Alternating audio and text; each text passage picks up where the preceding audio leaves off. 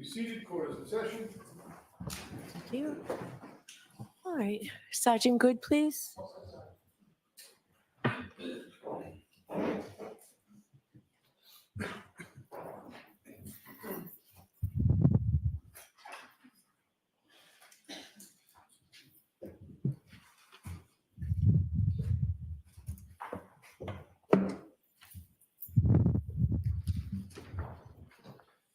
Sir, I'll remind you, you're still under oath. Okay. All right, Mr. Lally, whenever you're ready. Thank you, Your Honor. So Sergeant, resuming with what is, excuse me, just been marked as Exhibit 41, that's the cruiser camera video from your cruiser 682 that you were driving that day, is that correct? Yes. And Ms. Gilman, if you could, with the court's permission, I'd like to publish some of that video. Okay. Ms. Gilman, if you could start from the beginning through about 4 minutes and 30 seconds.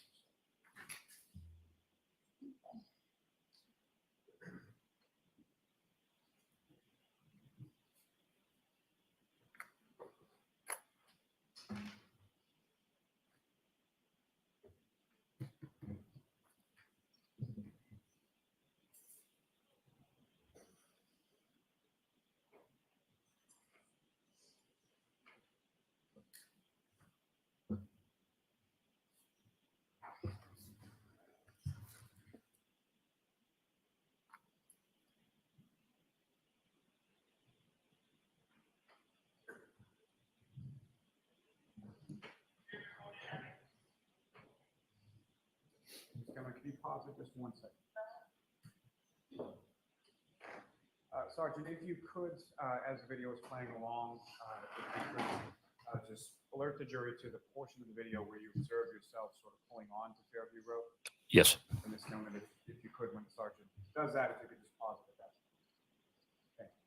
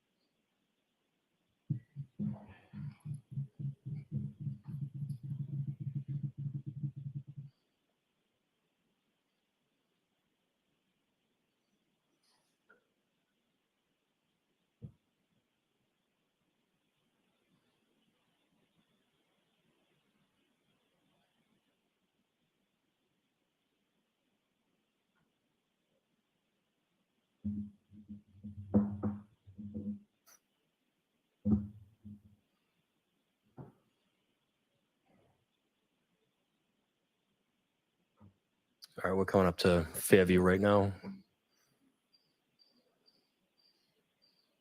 That's Spring, and then next one up.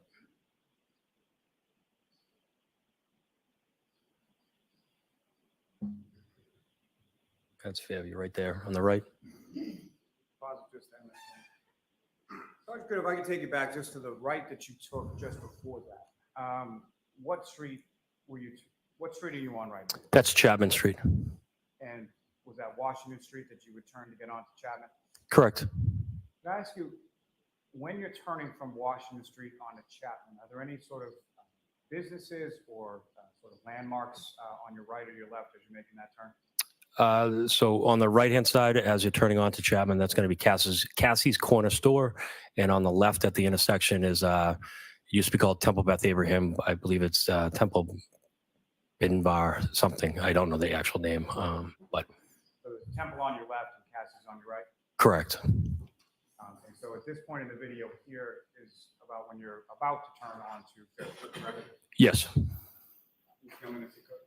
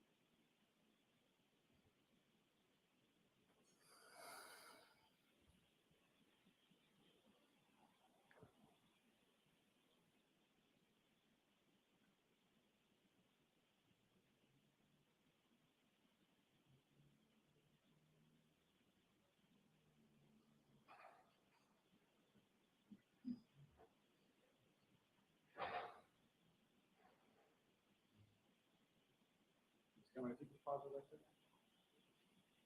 May I approach the witness, Your Honor? Yes.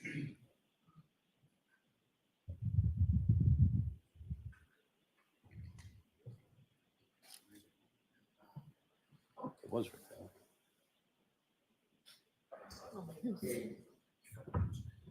So, sir, Sergeant, there's a point here. Okay.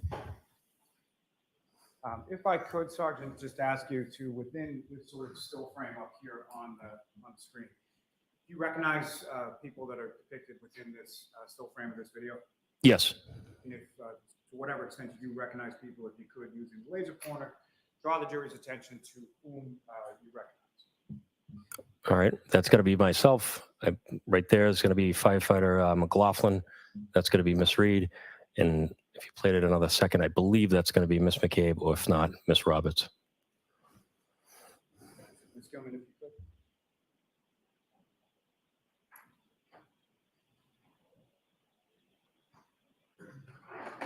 Ms. Gilman. The gentleman you see sort of behind you in the frame, Sergeant, do you recognize who that is? Yes, that's Officer Sarif. My apologies, Ms. Gilman. You can run.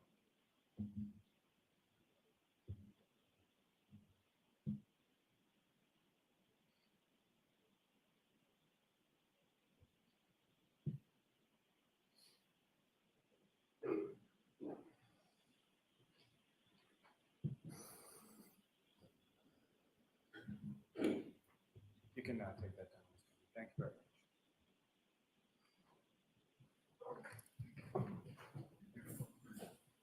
And so, Sergeant, you arrive on scene in that area. First of all, what's contained in that video? Is that a fair and accurate portrayal of what you observed as far as the weather conditions outside that day? Yes. And when you arrive on scene, who, if anyone, is it that you speak to first? Initially, I walked up to Officer Sarif. I said probably some version of what's going on. Officer O'Keefe was already in the ambulance, and then I just began to try to talk to anybody and anybody. And so the ambulance is still on scene when you arrive, is that correct? Yes. Officer O'Keefe is in the back of the ambulance, is that Yeah. correct? Yes. And at some point when you're speaking with Officer Sarif, does he direct your attention to where Officer O'Keefe was prior to being placed in the ambulance? Yes. Where did he direct your attention? If you're looking at the house, it'd be left-hand side, slightly probably right in front of the flagpole. And about how far off of the roadway would you estimate that was? I would say 8 to 10 feet off the curb. Now, speaking to other people without reference to necessarily what was said to you, following your conversation with Officer Sarif, who, if anyone, you speak to? I believe the first person I could really get a statement from was Miss McCabe. And when you say first person you could really get a statement from, what do you mean by that? It was a chaotic scene. People just kind of walking in and out. And so Miss McCabe was the first one that was able to give me a good statement of how they ended up here.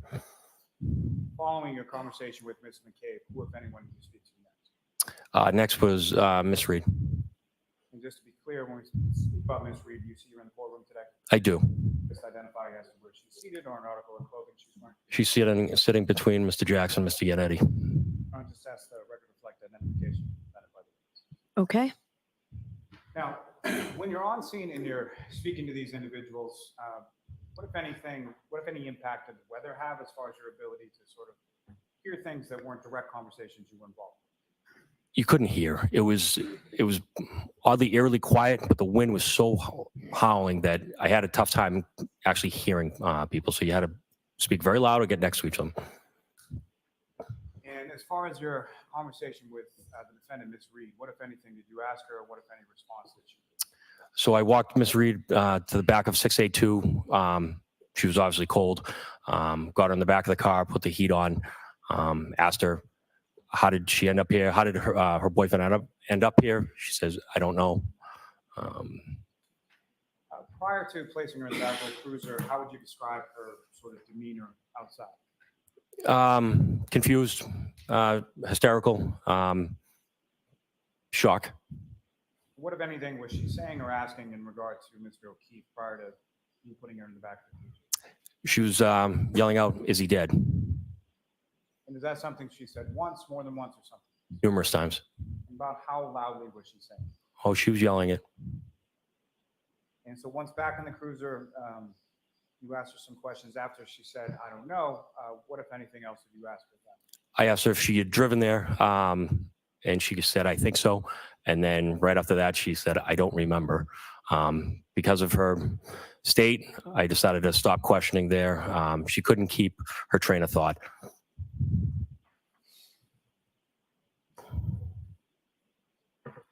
Now, you had notified Detective Sergeant Blank and Lieutenant Gallagher prior to your going to the scene, is that correct? Yes. About what time was it that either or both of them arrived? Detective Sergeant Lang probably got there at about 6:20, 6:25. I immediately briefed him what we had, what was going on so far. And And about what time did Lieutenant Gallagher? I believe Lieutenant Gallagher probably came in right around 7 a.m. Now, following your conversation with the defendant, who, if anyone else, did you speak to on? Then I spoke to the other party, Miss Roberts. If you know, about how long a period of conversation are we talking about with respect to Ms. McCabe and Ms. Roberts? Each interview, Yes. a couple minutes. And why was it only a couple minutes? It was a pretty quick statement. It seemed like they were only in the car for a very short amount of Objection, time. move to strike. All right, so we'll strike after. It was a pretty quick statement. Next question. Now, with regard to Lieutenant Ms. Reed, after you had that brief conversation with her at the back of your cruiser, where did you go? Where did she go? I believe she, at some point, we let her back outside of the car. We never closed the door on her because I stood in the door frame with my head in the back seat. She got out.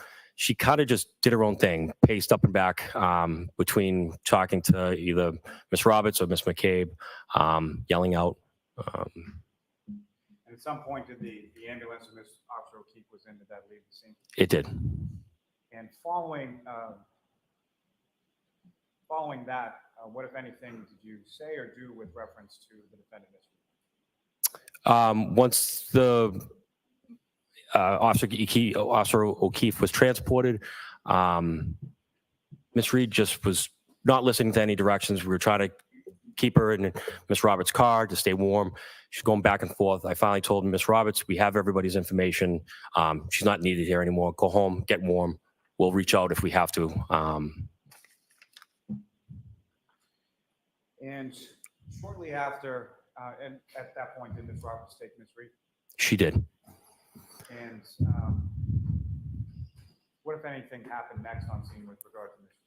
Reed? It was moments later. I got a radio transmission from our officer at the working dispatch that Mr. Reed, her father, was on the phone with Miss Reed, and she was making suicidal threats to take her own life.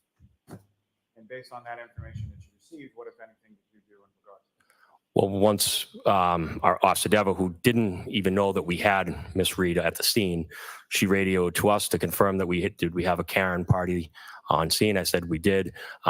She explained that her father was frantic on the phone, and Miss Reed was stating that she wanted to end her life, and he, in quotes, said he wanted her to be in protective custody.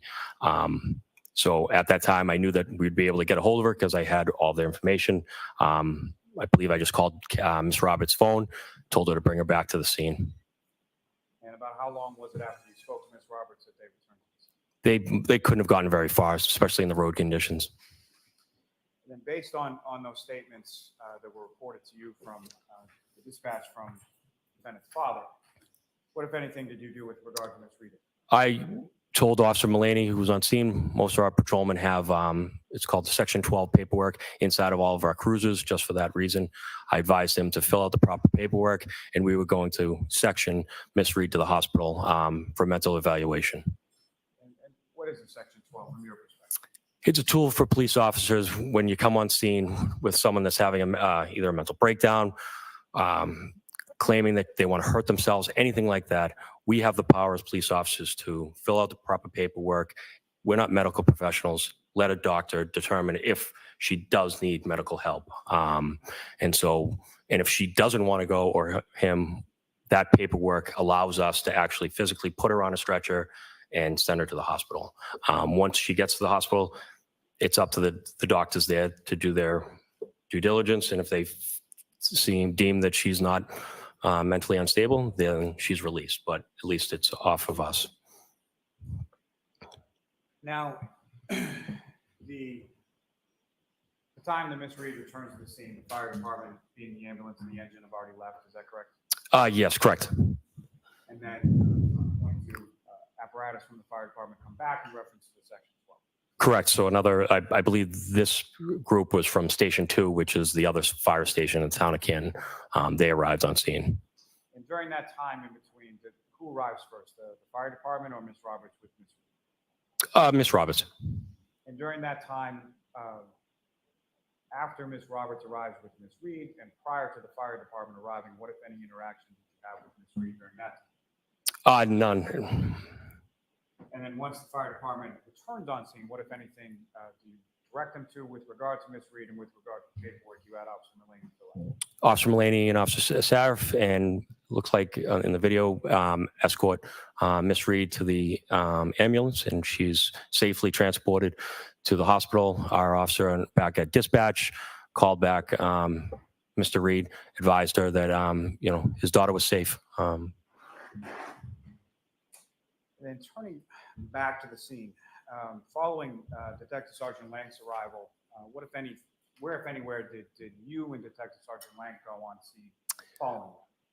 So when we were waiting for the fire truck to arrive, we noticed that the lights went on at 34 Fairview. We needed to obviously speak to the homeowners. I told Sergeant Lang at the time, I believe he was on the phone with CPAC for the state police. I said, the lights just went on the front door. Let's go speak to the homeowners. And we both walked in. You actually physically walked into the house, is that correct? Yes. With respect to prior to you seeing sort of the house lights go on at 34 Fairview, had you seen anybody go into or out of that residence while you were there? Yes. At some point, either myself or Sergeant Lang told Ms. McCabe that she needs to wake up the homeowners. We need to speak to them. And why did you say that specifically to Ms. McCabe? We have no idea why John O'Keefe is laying on the front lawn of a house. We have no idea. The statements from the three people, we need to figure out what happened that night. And so I guess my question is more, why Ms. McCabe versus somebody else? Ms. McCabe is the sister-in-law of the homeowner, so she would be a friendly face to knock at the door at 6 o'clock in the morning in a blizzard.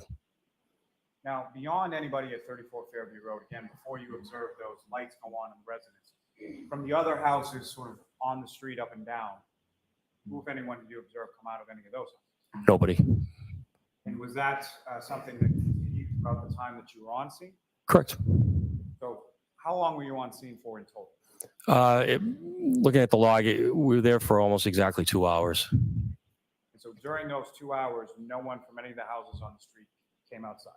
No, I mean, every emergency truck that showed up at 6 o'clock in the morning during a blizzard, there's no other cars on the road. So you're not coming down with sirens blaring, waking up an entire street, a neighborhood. There's no need for it.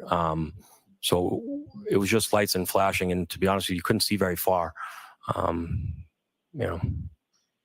you and Detective Sergeant Lang go into the home at 34 Fairview, and who, if anyone, did you speak to in there? Mr. Albert, Mrs. Albert, Brian, and Nicole.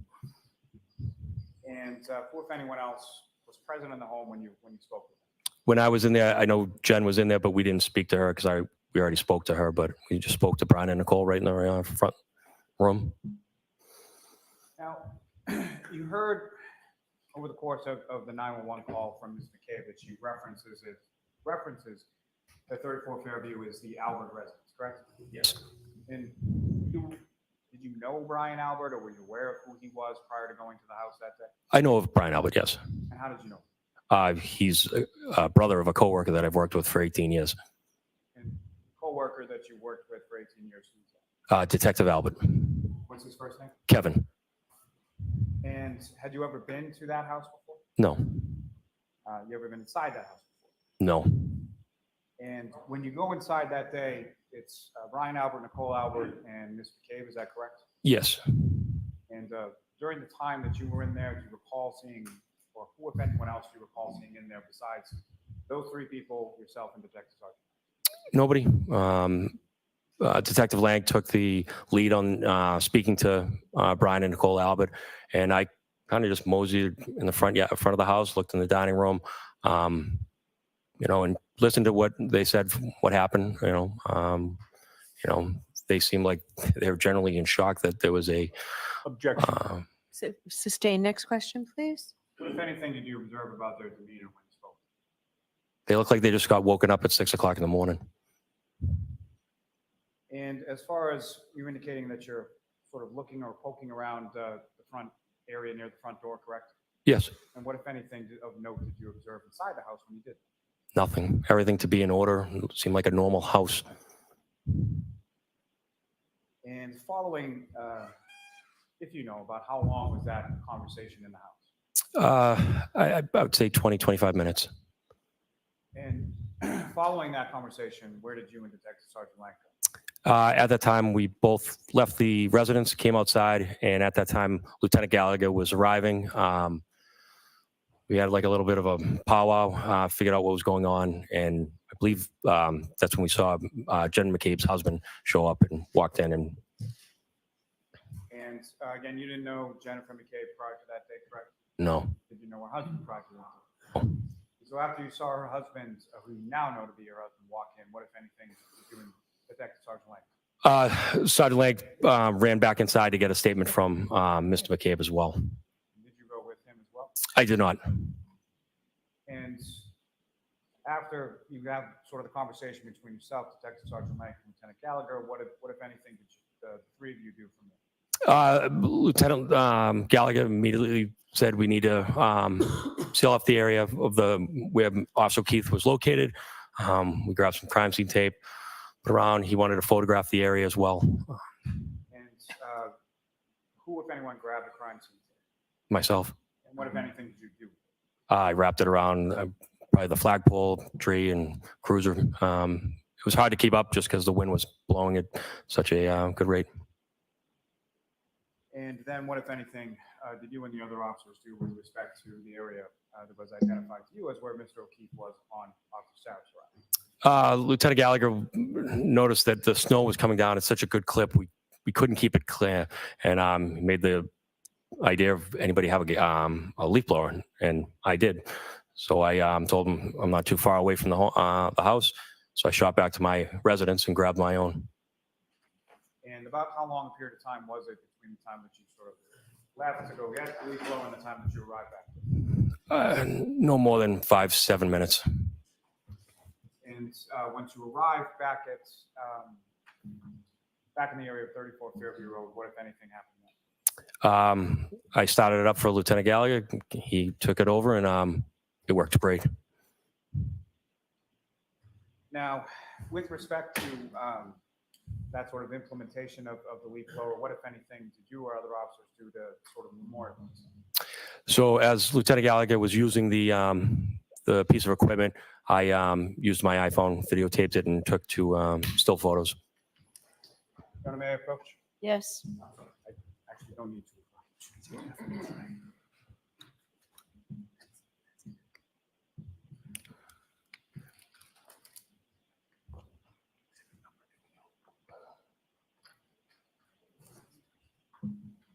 Ms. Gilman, if I could have exhibit number 33 up on the screen.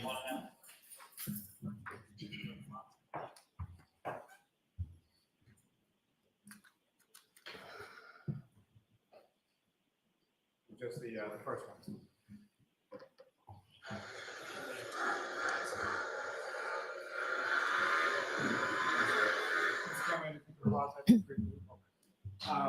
Sergeant Good, have you seen what's up on the screen as exhibit 33 before? Yes.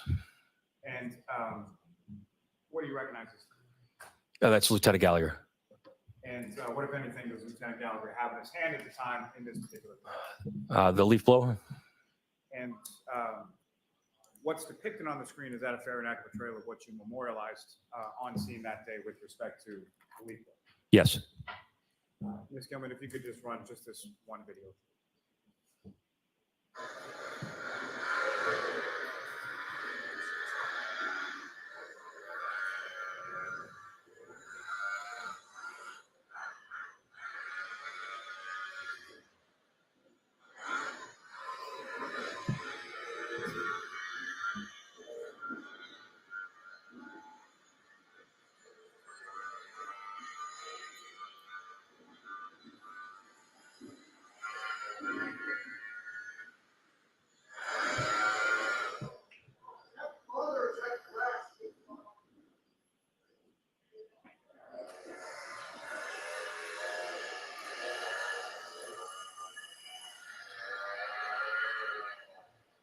Gilman, if you could just start it right there.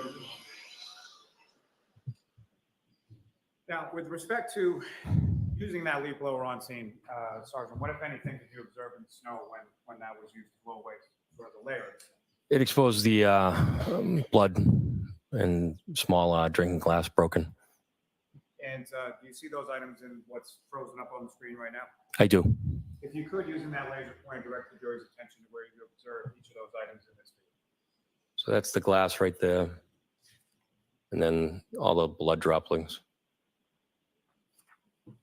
Thank you, sir. Thank you, Ms. Gilman. You can take that.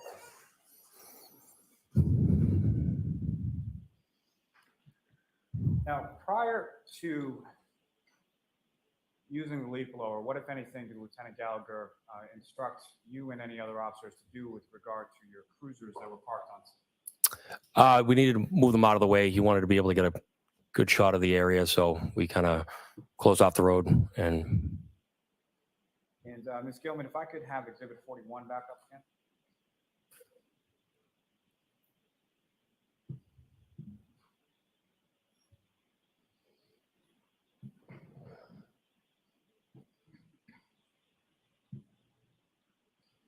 Ms. Gilman, if I could ask you to fast forward on this to about 40 minutes and 30 seconds in.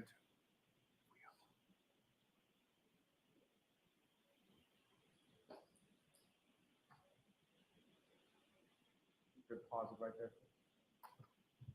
Now, Sergeant Good, what's up on the screen? Is that the point that you are referencing now as far as about to move your cruiser for that purpose? this was early when we moved out of the way of the ambulance, I believe.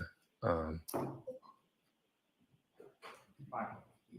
Oh, no, could be right. Regardless, you recognize this to be, Yes, sorry. If you just play it forward, I'll know. I'm sorry, can you? Just play it forward, I guess. Ms. Gilman, if you could, I'd like to play this through to about 41 minutes and 12 seconds or so, but if you could just pause it real quick, I'm sorry. Sergeant, at some point when you move this cruiser, what, if anything, you're able to see in this footage of the front lawn area of 34 Fairview? So my cruiser camera pans the front yard of 34 Fairview, and it shows the snow undisturbed. No footprints, any tracks, anything like that leading anywhere. And if you could just speak up when we get to that point, and Ms. Gilman, if you could just pause it on that area.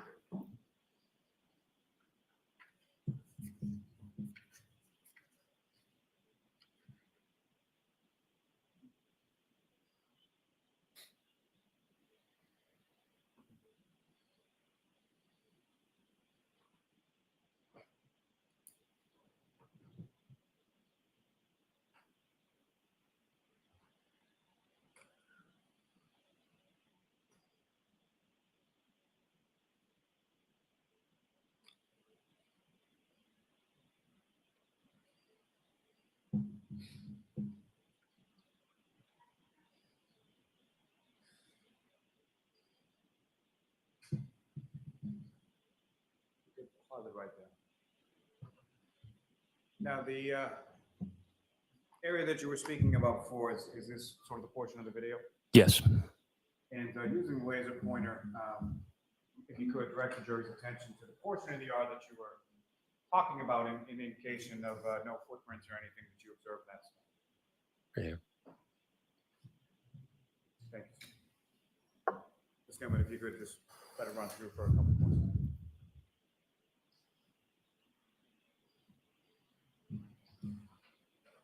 Thank you, Ms. Gilman. You can stop. And Ms. Gilman, you can take it down.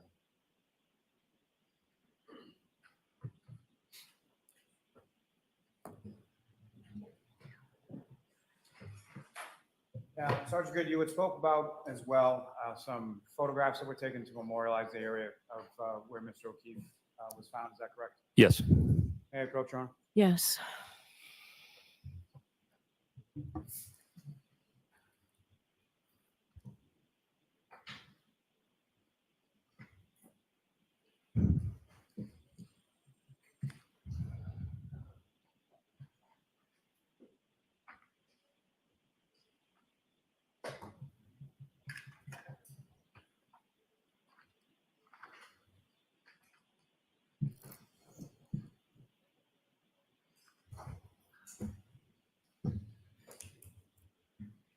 I'm going to show you what's been marked as Exhibit 8. That's if you, first, just if you recognize it. Yes. And what do you recognize that? That is 34 Fairview. And Ms. Gilman, if I could have Exhibit 8 up on the screen.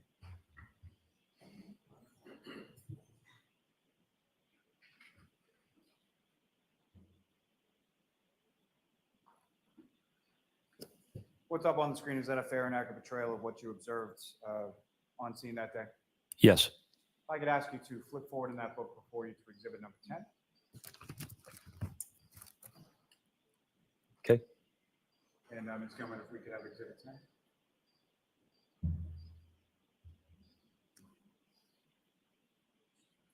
Sergeant, what's up on the screen? Is that what you have before you as Exhibit 10? Yes. And similarly, do you recognize that? Yes. And what do you recognize that? That is a scene where our officers and the witnesses found Officer O'Keefe. And if you could, using that laser pointer you have before you, direct the jury's attention to where you were directed to where Mr. O'Keefe was found. Objection, hearsay. No, I'll allow that. Go ahead, sir.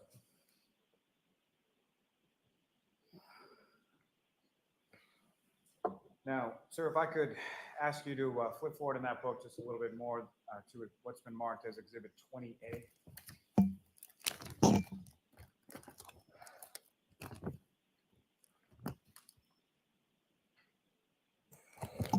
Okay. Ms. Gilman, if I could have that exhibit on the screen as well.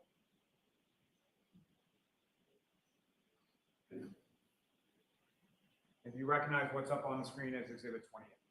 Yes, that's the curbing. And as far as the curbing is concerned, how is it sort of cleared off in this particular area? We had to kick it off with our shoe to clear it off so we could actually see it, make a mark of it.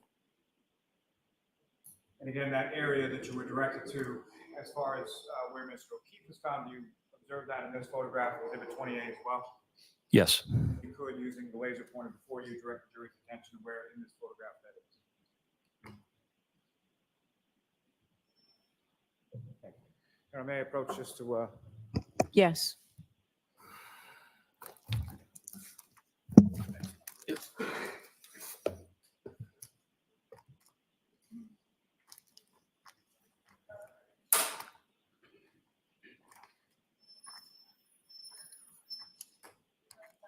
lastly, I'm just going to show you what's been marked as Exhibit 27. Sergeant, do you recognize that? I do. Ms. Gilman, if we could have 27 on the screen.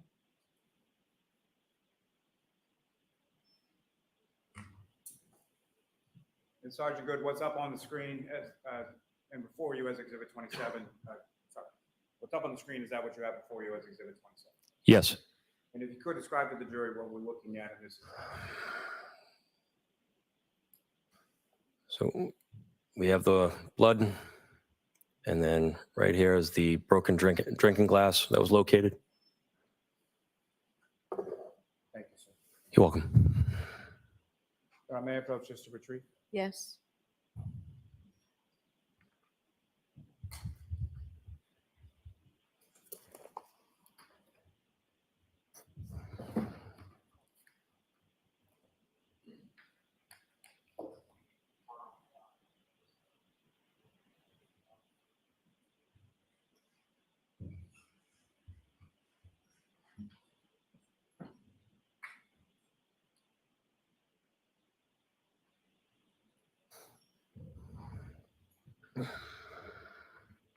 may I have just a moment, Your Honor? Yes.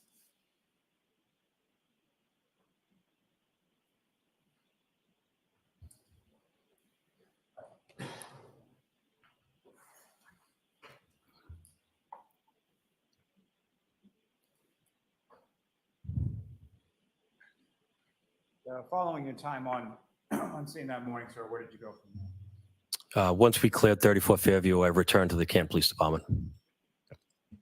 And the items that you were talking about as far as the blood, which you believe to be blood droplets in the snow and the piece of a cocktail glass, what, if anything, did you or other officers do with regard to that?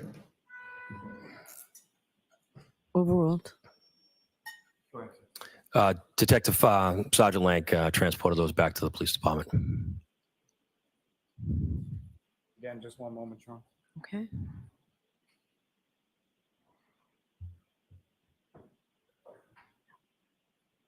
I have nothing further for this witness, Your Honor. All right. Mr. Yannetti? Thank you, Your Honor.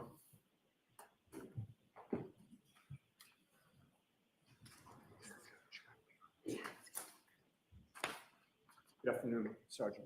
Afternoon. Sir, you and I have never met, correct? No, We've never spoken. no, Sergeant Good, you grew up in Canton? I did. You attended Canton Public Schools? I did. You graduated from Canton High School? I did. That would have been in 1998? Yes, Is it true that in your graduating class was somebody named Courtney Proctor? yes, You knew Courtney Proctor? yes, You knew her to be Michael Proctor's sister, correct? yes, Also in your graduating class was somebody named Jill Daniels, correct? yes, You knew her, or you now know her, to be Christopher Albert's sister-in-law, correct? yes, Christopher Albert is married to Jill Daniels' sister, correct? yes, And you know Christopher Albert as Brian Albert's brother, correct? yes, So it is fair to say that you graduated high school with Michael Proctor's sister and Christopher Albert's sister-in-law, correct? yes, And, growing up in Canton and, working for 18 years as a Canton police officer, you're well familiar with the Albert family of Canton, correct? I work with one of them. You know that the Albert family is a well-known family in Canton, correct? Sure, The Albert family is well connected to the town of Canton, correct? I don't know what you mean by connected. They live in Canton. Yes, All right, well, Christopher Albert is a Canton town selectman, is he not? yes, And you've already established that Kevin Albert is a Canton police officer, correct? yes, And you already testified that you knew Brian Albert as well, and you knew that he was a Boston police officer who lived in Canton, correct? yes, In fact, he and his family lived at 34 Fairview in Canton, correct? yes, You also knew that his family had been there for years. And before Brian Albert owned the house, his parents owned it, correct? yes. Now, as of January 28th of 2022, who among the Albert family did you know either personally or professionally? Professionally is Kevin Albert. Okay, and what about personally? I knew Chris. And you know that Christopher Albert, in addition to being a town selectman, also owns a pizza place in Canton, correct? Yes, he does. What's the name of that pizza place? That'd be D&E. And have you eaten there before? Yes, You've seen Christopher Albert there before? I have. Now, on January 29th of 2022, you learned at approximately 6 a.m. that John O'Keefe's body was found on Brian Albert's front lawn, correct? Yes, And as of January 29th of 2022, you knew that Brian Albert at that time, of course, was the brother of your fellow Canton police officer, Kevin Albert, correct? yes. And how long have you known Kevin Albert for? As long as I worked at the Canton Police Department. And that is approximately 18 years? Coming up in 18 years, yes. And is Kevin Albert older or younger than you or around the same age? He's older than me. By how many years, if you know? I don't. Probably Approximately? 5 years? Have you ever shared a patrol car with Kevin Albert? No. Have you ever worked on an investigation or a case with Kevin Albert? I probably have. Yeah. In addition to being a colleague, would you also consider Kevin Albert to be a friend? Yeah. We've socially hung out after work. And because he is a fellow Canton police officer, you'd expect that he would have your back in a crisis, correct? Objection, Your Honor. No, I'll let him have it. I hope he would defend me while working. Yes, he's a police officer. You would certainly protect him in a crisis, correct? At work, when we're police officers, yes. Sure. Well, even out of work, if he was in a crisis, you'd probably help, correct? I don't know what you're asking. Well, there is a teamwork that is part and parcel of being a police officer with your fellow officers, correct? Sure. It's a dangerous job. Sure. You need to have each other's back. Sure. You need to depend on your fellow officers, correct? Sure. And it's been said there's a brotherhood among police officers, correct? To a fact. And, when you meet another police officer, he or she will tell you that they're, quote, on the job, correct? Objection, Your Honor. The objection is sustained.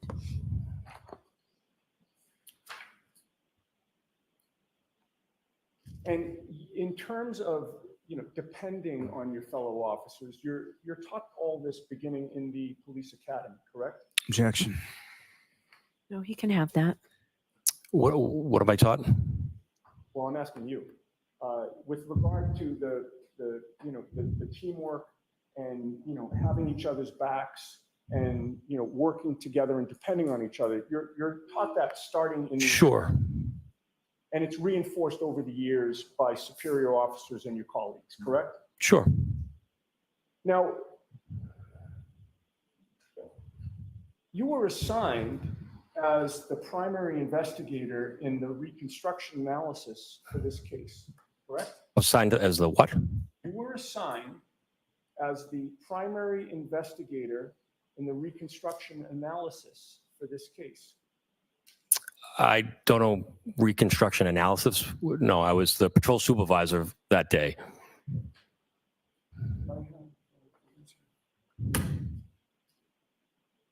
Let me just have a moment, Your Honor. Okay.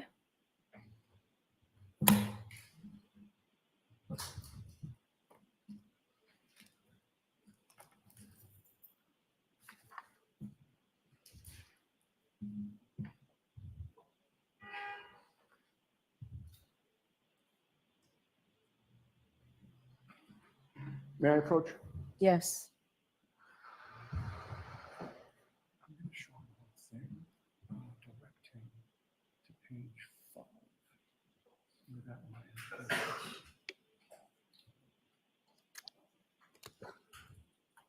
Now, I'm going to show you what is, not sure how many pages, but there are quite a few. Okay.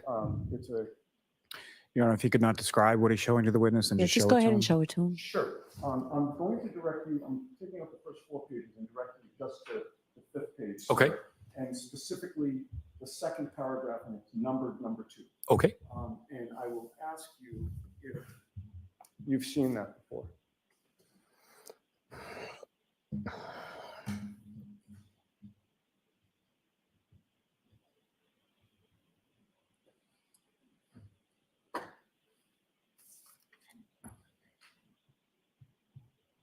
Okay. And I'll take it back from you. Okay. Do you, may- Sure.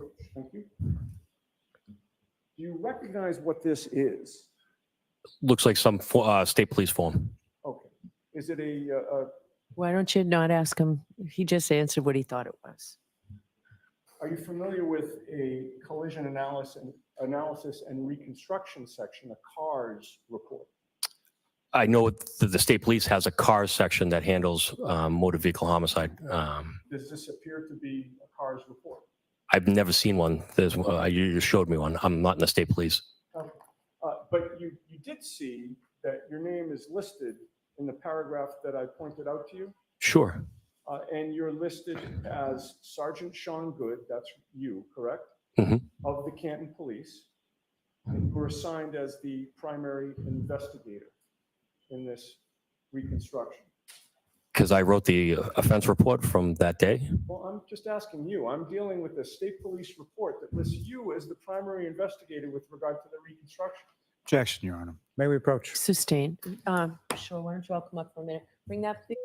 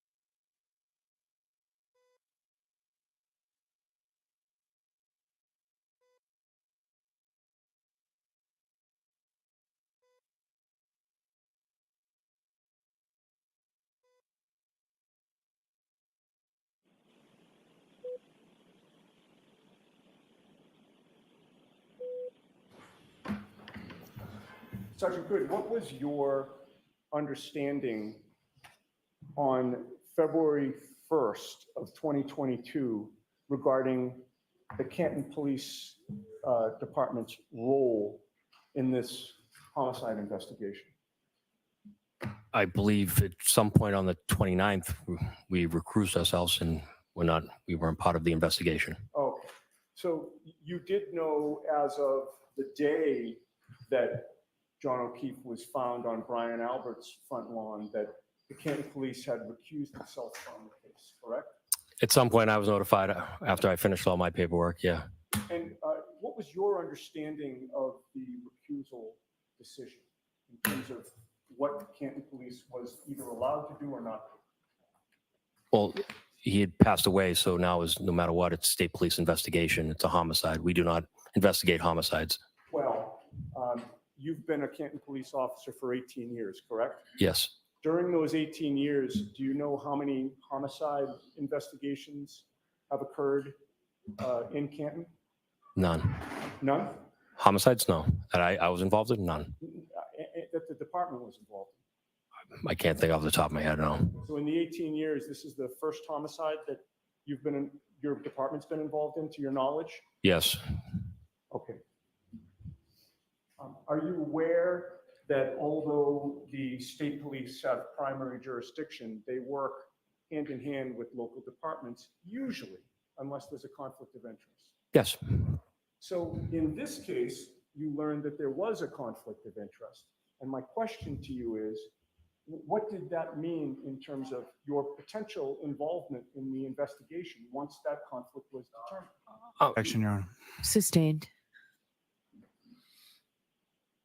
Were you the primary investigator for the Canton Police Department as of February 1st? No.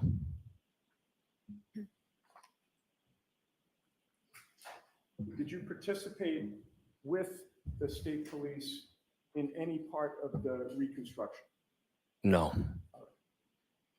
Now, Sergeant Good, who is Brian Higgins? He is a ATF agent that has a satellite office out of the Canton Police Department. And when did you come to meet him? I have no idea when he started. It's been years. There's over a decade, I don't think so, but maybe. between 5 and 10 years? Sure. And how often would you see him at the Canton Police Station? I worked midnights, so during that time, but I mean, 3 times a week I would see him. I mean, but we don't have the same work schedule. I don't know when he works. He doesn't know when I do. Okay, and when you say you work midnight, that means you come in at midnight? Commit, You yes, leave At 8 a.m.? correct. And he works in the same building as you in terms of the fact that he has an office there, correct? Yes. Are there any other ATF agents that have offices at the Canton? There could be. They don't check in with us. Do you know of any ATF agents that have offices at the Canton Police Department? Not that I know of, no. What about officers from other local departments, surrounding towns? Do they have any offices at the Canton Police Department? No, And you're not sure exactly how long he's had that office for, but it's been years. correct. He has his own key card to enter the building? Yes, And you say you've seen him 2 or 3 times a week in the time that he's had an office there? sure. You're aware that Brian Higgins is a close friend of the former Canton Police Chief, Kenneth Berkowitz? Sure. You know that Chief Berkowitz was the reason that he was allowed to maintain an office at the Canton Police Department. I didn't know that. Well, his close friend, Chief Berkowitz, was your boss on January 29th of 2022, correct? His close friend? Yeah, Brian Higgins' close friend, Chief Berkowitz, was your boss on January 29th of 2022. Okay. And does okay mean yes? Yes. And you worked the midnight shift that day as well? No, What was your shift? I took it off. Were you assigned to dispatch that day? The night of the incident? Yes. No, I stayed inside. I was inside. Inside where? The dispatch. I handle all the calls, send the guys everywhere. All right, that was my question. I'm sorry if I'm Okay. I'm not being clear, but you were on duty, correct? Yes. What was your shift? My shift was I stayed inside. I'm sorry, what was the timing of your shift? 12 to 8. Thank you. And when you say you stayed inside, that meant you were handling Oh, dispatch, correct? Correct.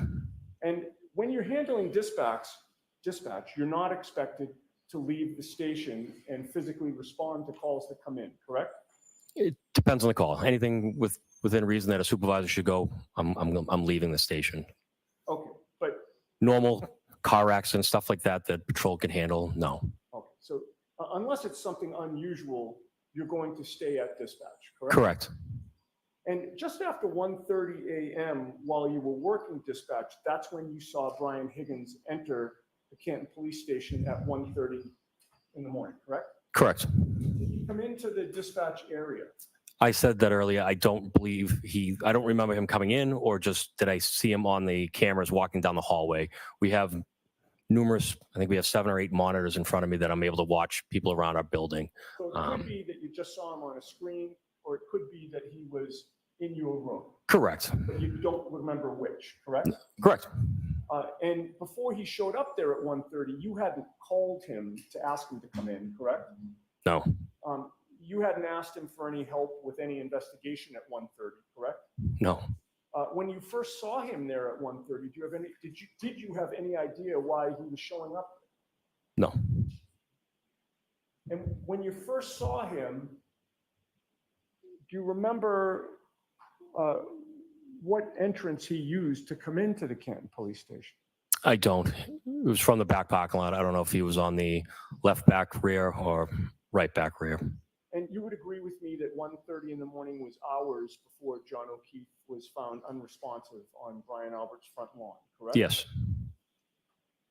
You had no information at 1:30 in the morning that John O'Keefe was out on Brian Albert's front lawn at that time, correct? Correct. And when Brian Higgins entered the department, that was the first time you had seen him on either the 28th or the 29th, correct? Correct. And this is again at 1:30 in the morning. Mhm. And Yes. you have to say yes or no. Yes. Thank you. You didn't know where he was coming from? No. You didn't know what he had done that night? Absolutely not. You didn't know who he had been with that night? No. This was a Friday night into early Saturday morning with a major blizzard forecast. Correct. It already started snowing. Yes. It was supposed to get worse. Yes. Was it unusual to see Brian Higgins come into the station at 1:30 a.m. on a weekend? No. And you don't recall how close you got to him. No. Are you able to tell this jury anything about his demeanor? No. He just walked in. It's not unusual. We wouldn't have made pleasantries or say hello to each other. It's not uncommon. And you don't recall whether or not you got close enough to him to smell his breath or to smell what he smelled like, correct? No. At any point, did he tell you why he was there? No. How long did he remain at the station for? No idea. I only saw him come in, never saw him leave or anything like that. Did you ever see him do any paperwork at the station? That night? Yes. No. Did you ever see him do any administrative work at the station? I can't leave the dispatch room. His office is out on the second floor. So let's skip ahead a few hours later. You're still working dispatch when a call came in that a man was found unresponsive on Brian Albert's front lawn, correct? Yes. This is just after 6 a.m. Yes. You yourself took that call? I did. And with regard to who is responsible for entering the information that came in on a call to dispatch, who is that? The person that's working the desk. All right, so at 6 a.m., you were responsible for taking down the information and entering it into your system, correct? It's being recorded through the 911 dispatch, correct? But I didn't enter it into our IMC program, which is our daily log. Okay, who enters that into your daily log? That'd be the person that's working the desk. And you had previously testified that location is important, correct? Correct. You would discuss the fact that if a call comes in on a cell phone as opposed to a landline, you want to know where that cell phone is, correct? Yes. And you have ways of pinging the cell phone such that you can actually see the location on a map, correct? Sure. Yes. And you would agree with me that ultimately when the location was entered into your system, the location was entered as 32 Fairview, correct? No, it was 34. At least we put it out as 34. 34 was the actual address, but 32 is what made it into the police report, sir, did it not? No, my police report says 34 Fairview.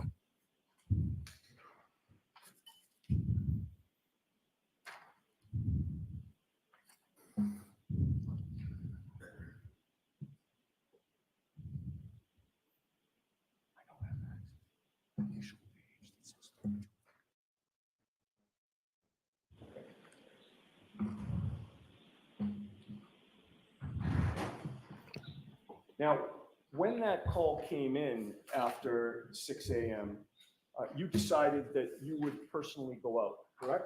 Yes.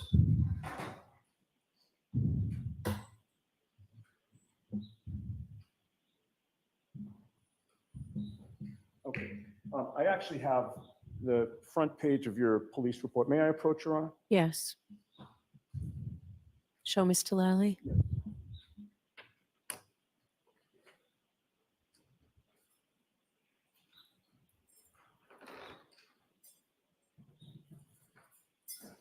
Thank you. I'd ask you to read that silently to yourself, take a good look at it, and look up at me when you're done.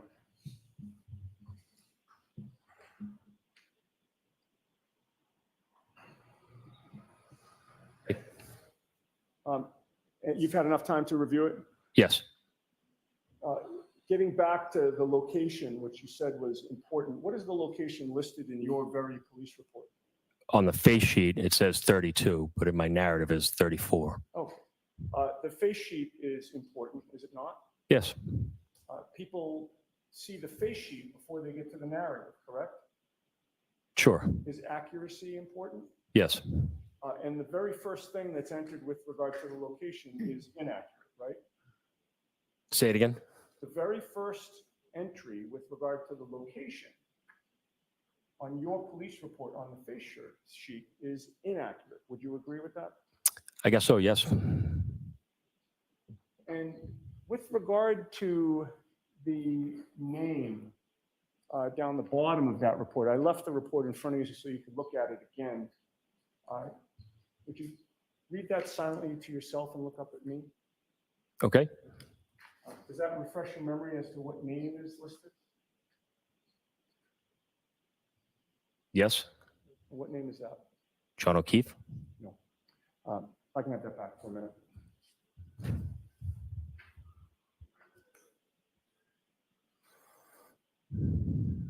Okay. Now, you decided that you wanted to go to the call, or you decided it would be a good thing for you to go to the call personally, correct? Yes, So you called Officer Kelly Deaver into dispatch, I did. and you did that because you wanted her to cover the desk for you so that you could personally respond to the call, correct? Correct. Responding to the call wasn't your duty assignment, but you made it your duty assignment, correct? Correct. And if you were going to leave, somebody had to cover. Correct. After that, you personally called two of your other colleagues who were not on duty that night to respond with you to Brian Albert's house, correct? Yes, I did. And you previously testified, I believe, that Sergeant Michael Lank was one of those officers, and he arrived at 6:25 a.m., correct? Correct. And then Lieutenant Paul Gallagher was the other officer, and he arrived closer to 7 a.m., correct? Yes. When you responded to 34 Fairview on January 29th, did you know that residence? Yes. And what did you know that residence to be? I knew that to be Brian Albert's house. You and Sergeant Lank had both been to that residence before, correct? No. Together. Actually, we have. We were there for a police report years ago. Oh. And so when you decided to respond to the scene on January 29th, that residence of 34 Fairview, you knew exactly where you were going. Yes. And when you got there, you knew you were outside the home of Boston Officer Brian Albert, correct? Yes. And this was a memorable event. Would you agree with me? Yes. Before January 29th of 2022, you had never responded to a call where the body of one police officer was found on the front lawn of another police officer's house, correct? Yes. And at some point after you arrived, you saw both Sergeant Lank and Detective Gallagher arrive, correct? Yes. It was Sergeant Lank who first entered the home and made initial contact with Brian Albert and his family. No, I was right next to him. So is it your testimony that the first time the police went in the house, you were there with Sergeant Lank? Yes. All right. And when you went in, can I have Exhibit 8 on the screen, please?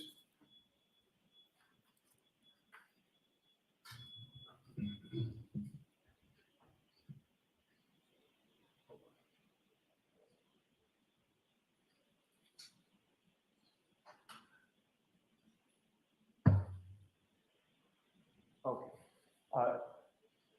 Terrific. You're able to see Exhibit 8? Yes. Sergeant? Is that a fair depiction of what the house looked like when you entered it? Yes. Did you see the front door? Yes. Is that the door that you entered? Yes. And you had testified that you looked around the immediate area where you were while Sergeant Lank was asking questions. You noticed that when you entered that front door, you come into a foyer area, and directly in front of you on the left, you can almost reach out and touch. There's a door that goes down to the cellar, is there not? I don't know. I don't remember a door there. I remember the stairs going up to the second floor. I see. So you don't remember that as you step into the house, you can go down a cellar door right away? Objection. No, I don't know where his cellar is. The objection sustained. You don't know where the cellar is, and that's in part because you did not go down to the cellar, correct? Correct. You never examined it? No. You never saw what condition it was in? No.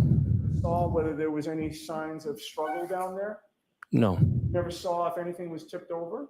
no. You never saw whether there was any blood or any other trace evidence down there? Objection, Your Honor. The objection sustained. You've made your point. Can we turn the lights back on, please? Do you need this, Ms. Giannetti? I do not. Okay. Thank you.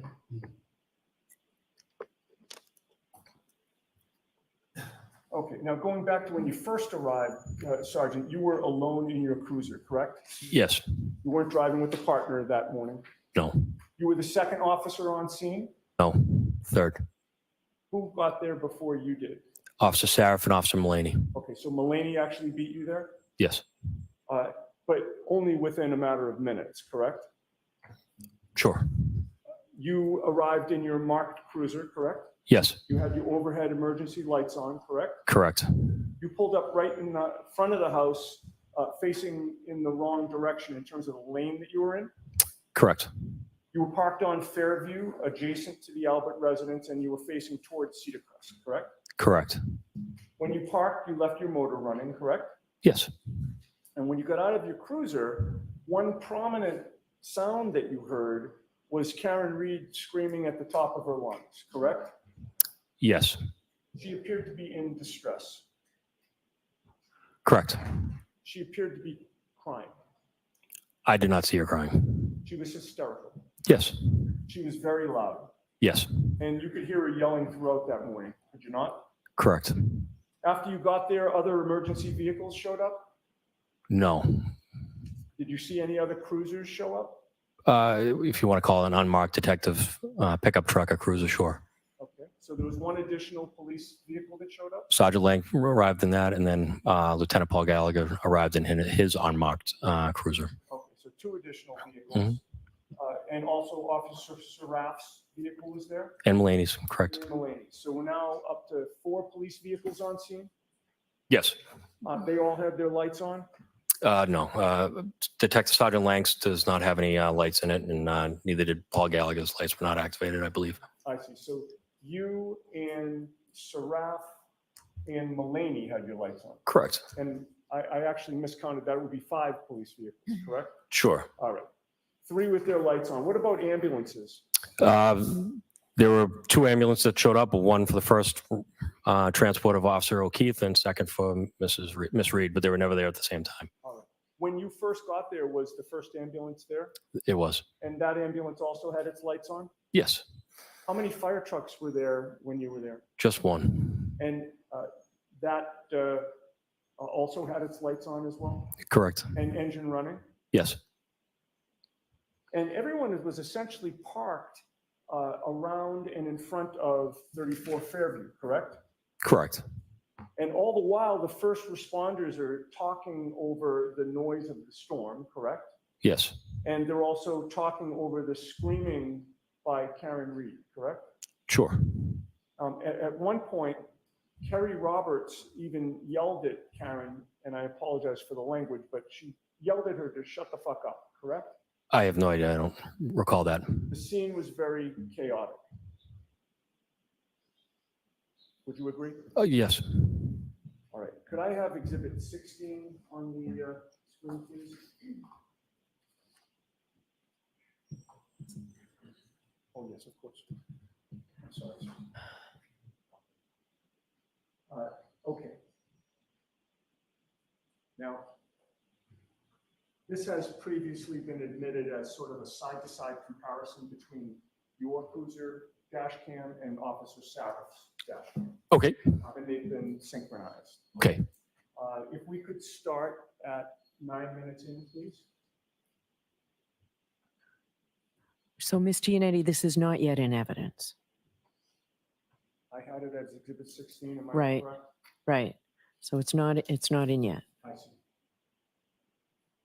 With regard to your dash cam, sir, do you recognize the bottom video here as depicting your view as you were driving to the scene? Sure. And that appears to be a fair and accurate representation of what was shown to you on direct examination with regard to your dash cam? Yes. You can continue.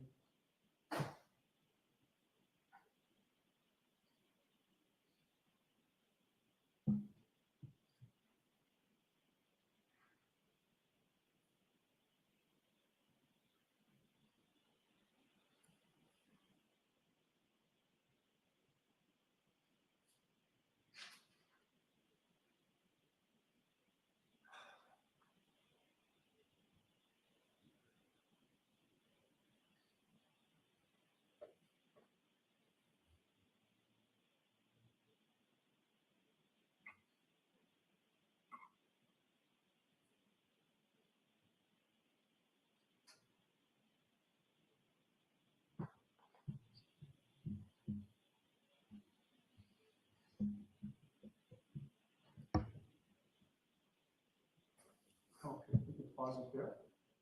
Would you agree with me, Sergeant Good, that you're arriving on scene at approximately 6:16 a.m. on January 29th? Yes. And I'd ask you to review and compare your dash cam video with the top dash cam video for the next 30 seconds or a minute, please. And I'll Okay. ask you some questions after that. Sure.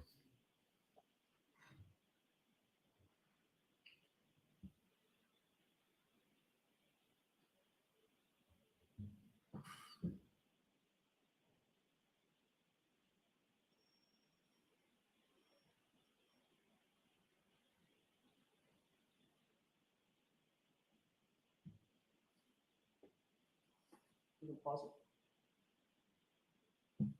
Sergeant Good, does it appear as though the top dash cam shows the exact same thing as the bottom dash cam, just from a different vantage point? Yes. You play it for another 20, 30 seconds.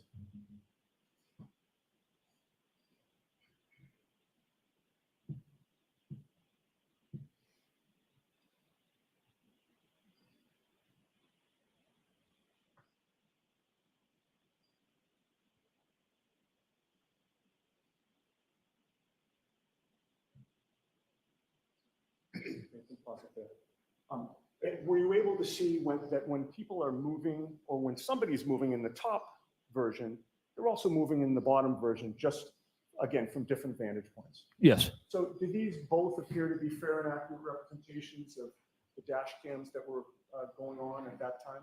Yes. I would offer that, Your Honor. Okay, I'd like to see Councilor Saiba for just 1 second on this.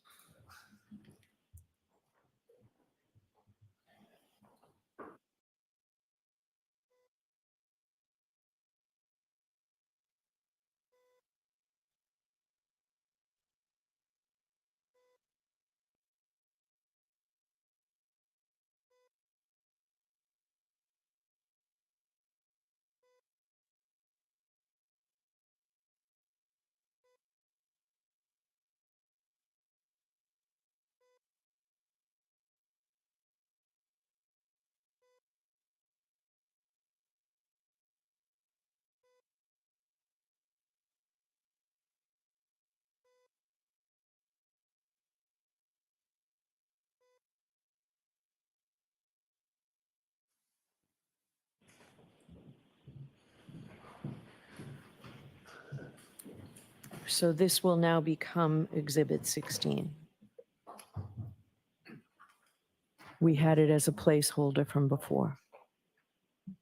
It was 379, and on Friday, we said that it would stay as 16, assuming it was put in evidence.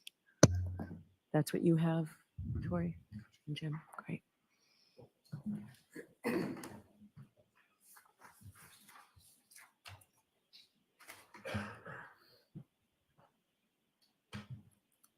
Okay, we can take that off the screen. Thank you. Now, Sergeant Good, you've testified that you got there at about 6:16 a.m. and relying on Exhibit 16 that I placed before you, correct? Okay. Yes. You stayed on scene for over an hour and 40 minutes. Would you agree with that? Yes. You left maybe around 7:50 a.m. or so? Correct. And during the beginning part of the 1 hour and 40 minutes that you were on scene, with all the vehicles that we've just seen at around 6:16 a.m. and for the first 10, 15 minutes with all those lights flashing, you never saw Brian Albert come out of his house, correct? Correct. And did you see first responders working on John O'Keefe when you were there? No. He had already been loaded into the ambulance at that time? Correct. So you didn't see him actually being scooped up and put on a stretcher, correct? I don't recall. No. Houston.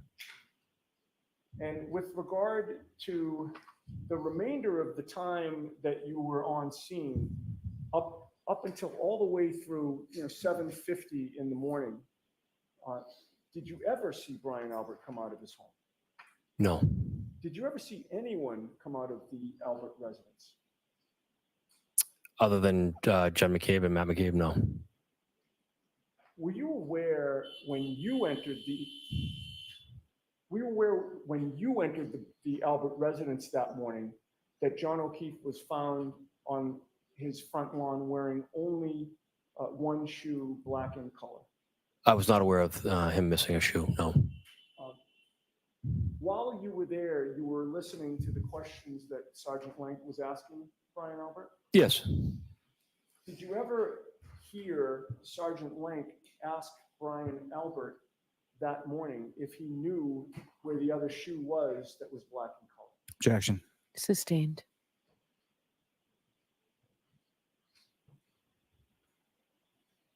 While you were there, did you ever hear Sergeant Lank ask Brian Albert when he learned that John O'Keefe was lying on his front lawn?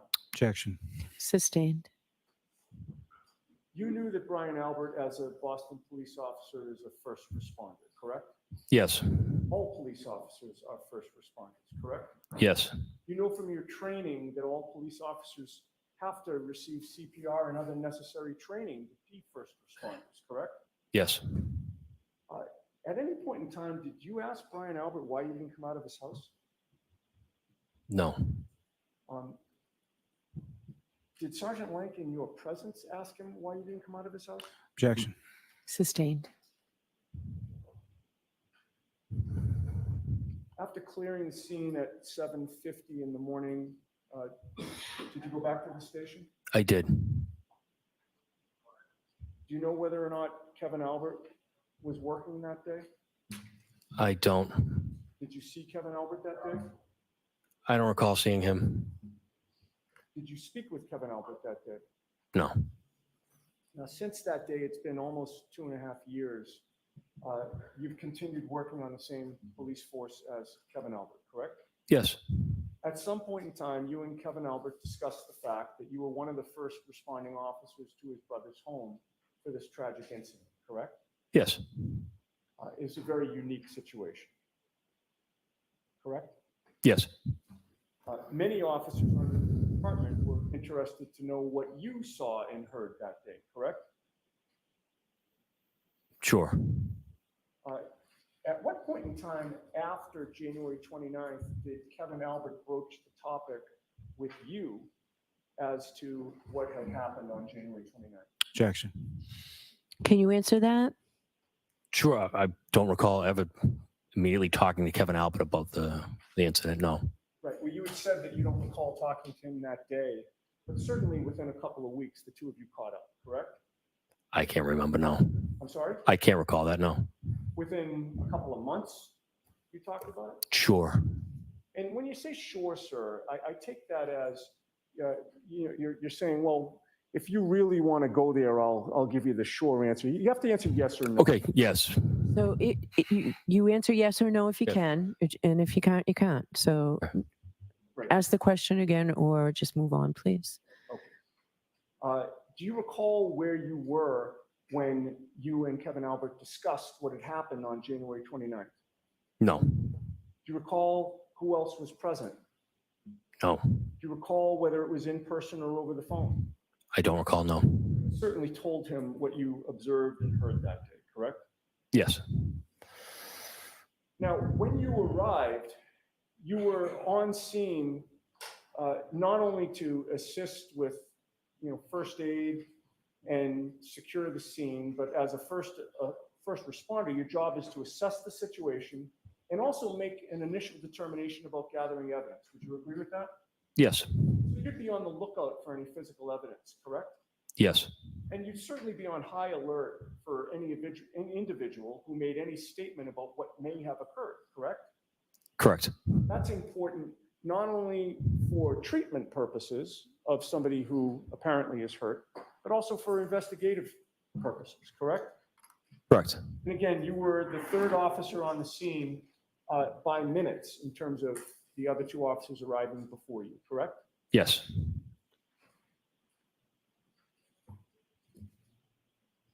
And while you were on scene for over an hour and 40 minutes, and by the way, when I say on scene, it's clear to you that I'm asking you about 34 Fairview, correct?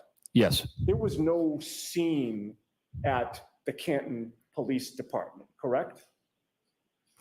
no, I'm talking about 34 Fairview. Of course, a scene is where something happened, correct? Yes, While you were on scene at 34 Fairview for an hour and 40 minutes, did you ever once hear Karen Reed say, I hit him, I hit him, I hit him, I hit him? I did not. And you wrote a report regarding this, correct? I did. You are trained over your 18 years that you include every important detail in that report, correct? Correct. Certainly a statement by Karen Reed screaming out, I hit him, I hit him, I hit him, I hit him, would have been an important detail that you would have included in your report, correct? Yes, You do not intentionally omit, I should say, any important details from your report, correct? correct. You did not include that language, I hit him, I hit him, I hit him, I hit him, in your report, correct? Correct. And the reason you didn't include it is that you never heard those words come out of Karen Reed's mouth, correct? Correct. Okay, now getting back to, potential physical evidence, if you're at a potential crime scene, you want to find what you can, correct? Correct. You want to properly secure any physical evidence, right? Correct. In order to assist the investigation, you're prepared to conduct a thorough search for evidence that may shed light on what had happened, correct? Correct. And you did participate in a thorough search in this case, did you not? The best we could in the elements that we were dealing with. Yes. You had previously, and I'm sorry, I don't mean to cut you off Nope. if I did. You had previously testified, and I think I'm quoting you, the leaf blower worked great, correct? Yes. You would agree with me that with that leaf blower, your department was able to actually get down to the bare ground, correct? Yes.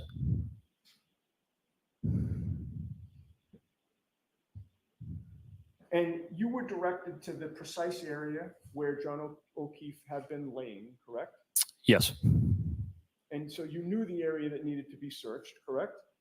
Yes. You certainly want to properly search around that area, correct? Correct. And after John O'Keefe was in the ambulance and then transported to the hospital, that was the very area that you were eyeballing, correct? Yes. And you visually searched that area as best you could in the conditions, correct? Yes. And you tried to be as careful as you could be. Yes. You did not want to miss anything. Correct. You took the job very seriously. Yes. In addition to scouring the area with your eyes, did you use your hands to search in the snow? I don't remember doing that. I was recording it. I'm sorry. I don't remember it that way. I was recording the scene. I see. Okay. Did you see other officers using their hands to search the scene? I don't recall it that. You recall officers using their feet to clear some areas? Yes. And you were the one that actually got your leaf blower, correct? I did. First time you ever used that in an investigation, fair to say? Yes. And your search was thorough enough, and when I say your search, I mean your department search in addition to your observations. It was thorough enough that you actually did recover small droplets of blood, correct? We did. Who was it that collected those blood droplets? That was Lieutenant Gallagher and Sergeant Lang. In addition to the blood droplets, you were looking for anything else that might be out of place there? Sure. Small items, Of course. large items? Anything. And as you were on scene, it was starting to get lighter as the morning progressed, correct? Yes. And again, you didn't clear the scene until almost 8 a.m. Correct. And you searched and were keeping alert to what was around you for the time that you were on scene, correct? Yes. During that 1 hour, I should say, and 40 minutes, you did not find 45 pieces of red and black and clear taillight pieces at 34th Fairview, correct? No. How many pieces of taillight did you find on or around that property? That morning, none. Did you find a men's hat, black in color? No, Did you find a size 12 men's shoe, black in color? no, Now, you would agree that it's important to preserve and secure a crime scene? yes. Why is that? You don't want the crime scene to be contaminated. And you also do not want, and you'd like to prevent a crime scene from also being manipulated. Would you agree with that? Yes. And what steps were taken, either by you or in your presence, to close off and secure the crime scene at 34 Fairview? We had crime scene tape up while we were there, and then we also had Officer Mulaney on the road. And when you say you had Officer Mulaney on the road, you mean blocking off Yeah. the road? Correct.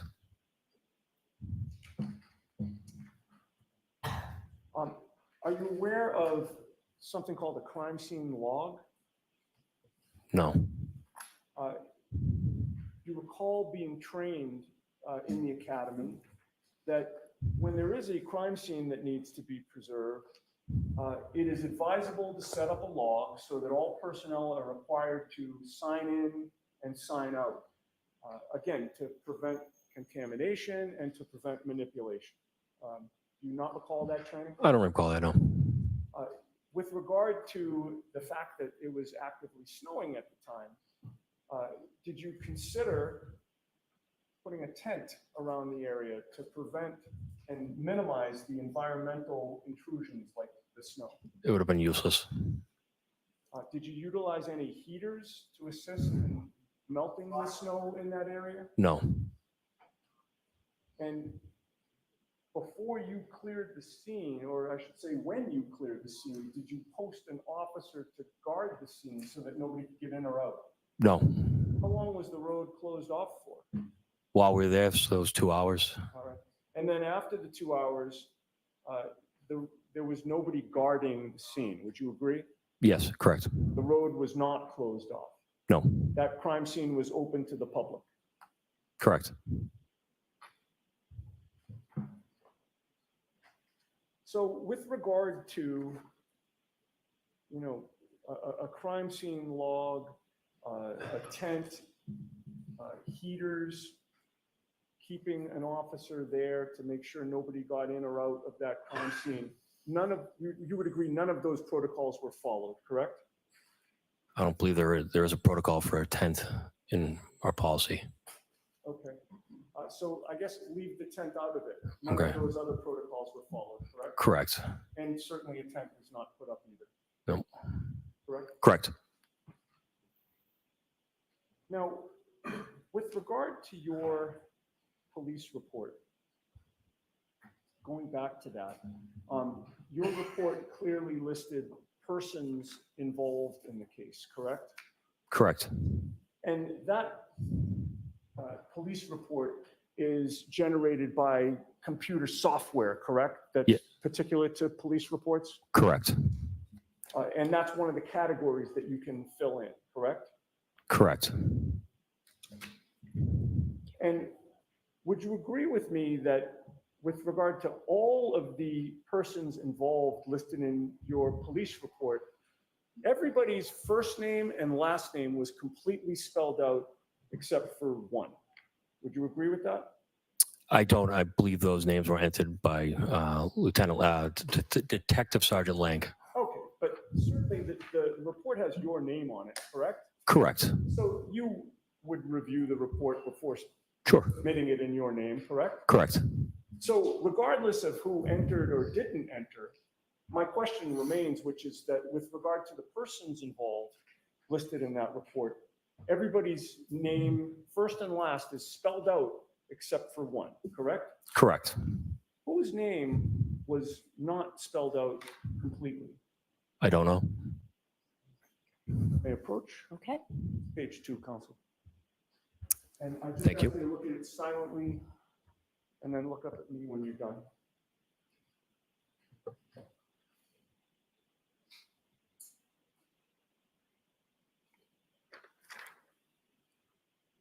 Thank you, sir. You're welcome. Having reviewed that report, does that refresh your memory as to whose name was not completely spelled out? Correct. Who was that? Brian Albert.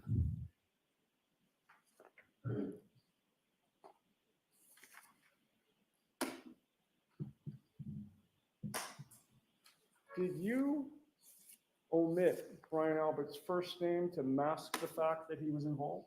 No. No. Do you know who Colin Albert is? I know that he is Chris Albert's son. And so therefore he'd be Brian Albert's nephew? Yes. Anywhere in your report, do you mention that Colin Albert was present at 34 Fairview the night of January 28th going into January 29th? No. Now, would you agree with me that this report also lists home addresses for everyone in the persons involved section, except for one person? Can I see the sheet again, please? Of course. Thank you. This is the same, if I may approach, Yes, this is the same sheet that I sent you last time. Thank you. Take your time with it, sir.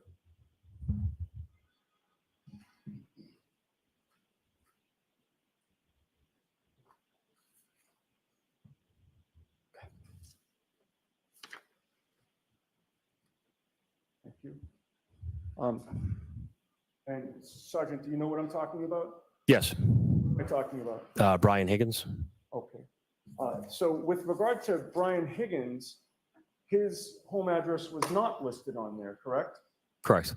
And what address was listed for Brian Higgins? 1492 Washington Street. And what is significant about that address? It's the town of Canton. It's the Town of Canton Police Department, correct? Correct. Now, Brian Higgins was not an involved person because he was an investigator on the case, correct? Correct. He was not involved in this case in an official capacity, correct? Correct. You were, right? Yes. So listing the Canton Police Department as Sergeant Sean Good's address would be appropriate. Would you agree? Yes. Why was Brian Higgins' address listed as the Canton Police Department? I don't know. But that is something that you kept in your report, correct? Correct.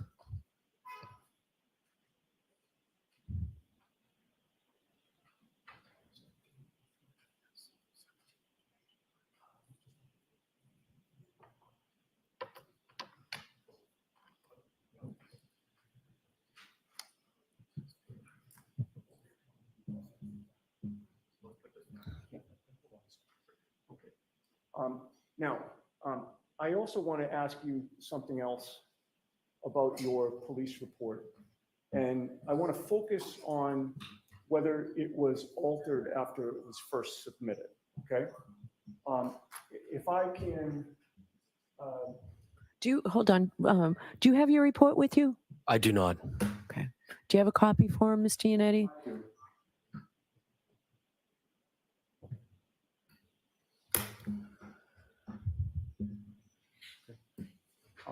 I'm sorry. Yes, sure, go ahead. No, that's okay. I've placed a document before you. Feel free to familiarize yourself with it, and please look up at me when you're done.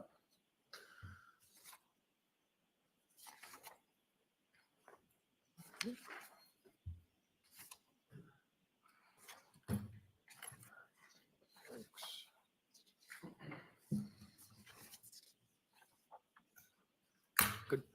Does that appear to be your police report, sir? Yes. Now, and with the court's permission, I'd actually like the officer to have the report in front of him when I ask him these questions. Okay, but nothing's going up on the screen, right? Not yet. Okay, so approach before it does. I will, I promise. Okay, Okay, so I'm directing your attention to the first page. Okay. You will agree with me that this report is submitted with regard to incident number 22-87-OF, Correct. and this is call number 22-449, correct? Correct. The date and time reported is listed as January 29th of 2022 at 0608, correct? Correct. Which would be in military time, 6:08 a.m. Correct. The report date and time is listed as January 29th of 2022. Objection, Your Honor. All right, so why don't we come to sidebar now? And I'm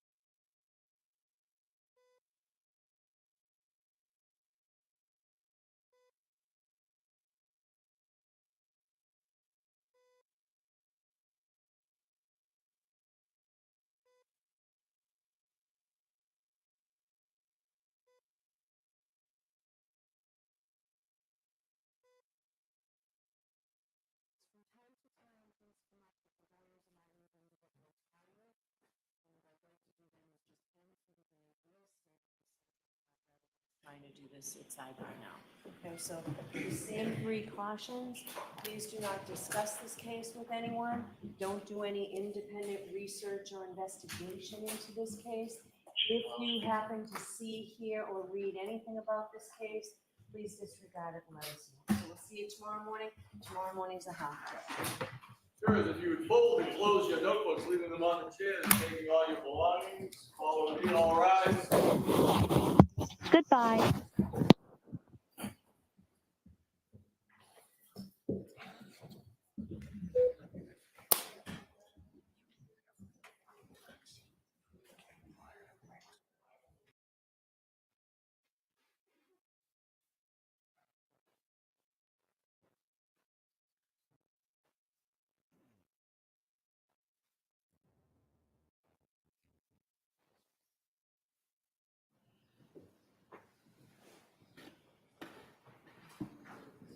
You may be seated.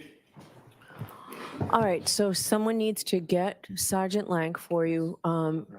Okay, so the voir dire, I thought that we would have finished this earlier and I'd be able to give you more time, but I suggested 10, 15 minutes. Mr. Jackson tells me that's fine for him and the Commonwealth as well. So what I'd like to do is 10 minutes would be great from each of you, and then I'll hear argument because it means now I'm keeping the staff longer than necessary. So, all right. Is he here?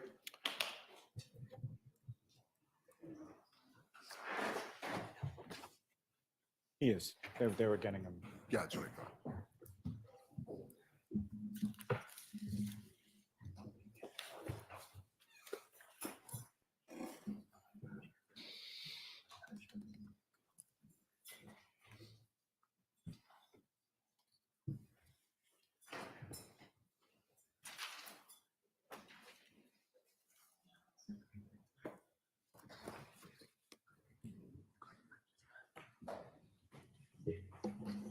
I'm just going to write it down. All rise, please.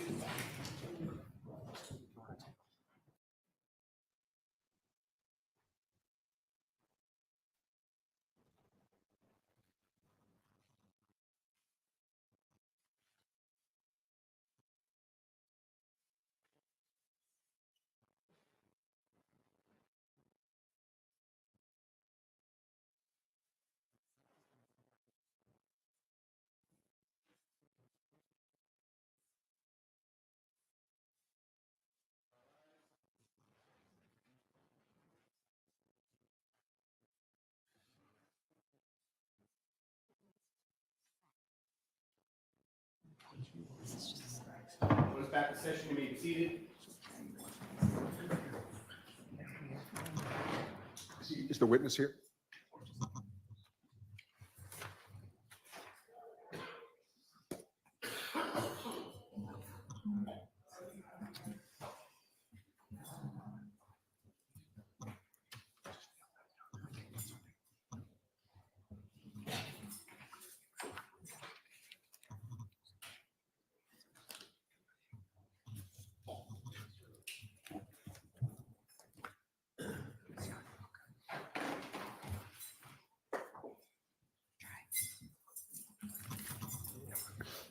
Please watch your step to the stand, face the clerk, and raise your right hand. Do you solemnly swear the evidence you give the court in the case now and hearing true the truth, the whole truth, and nothing but the truth, so help you God? I do. Thank you. Mayor Young, Please. thank you. Thank you for joining us late in the afternoon, Sergeant Lank. I'm going to direct your attention to your relationship with the Albert family and some of the members of the Albert family. Do you know who Tim Albert is? Yes, Do you know who Chris Albert is? yes. Do you know who Can I Brian just Albert? Interrupt, I just need your name for Oh. the, I'm so sorry. Can you please state your name and spell your name for the record, please? Michael Lank, Lank. Michael, common spelling? Yes, Thank you. I'll start over. Sure. Do you know who Tim Albert is? I do. And do you know who Chris Albert is? I do. And do you know who Brian Albert is? I do. How do you know Tim Albert? I know Tim Albert to be one of the younger brothers of the Albert family. How long have you known Tim? Since childhood. What about Chris Albert? Yes, I know Chris. How long have you known Chris? Since childhood. And how would you describe your relationship with Chris Albert? Chris and I were pretty good friends growing up, right into our 20s. Still friendly when I see him. Still socialize with him? No. When did you last socialize with Chris Albert? I couldn't tell you the last time I personally socialized with him. I've seen him at events, but Chris and I don't make arrangements to go out together. What about Brian Albert? No. How would you describe your relationship with him? Civil. Friendly? Exchange pleasantries when I see him. Hello. But you're closer to Chris. Yes. Have you ever described yourself as being a longtime, quote unquote, drinking buddy with Chris? No.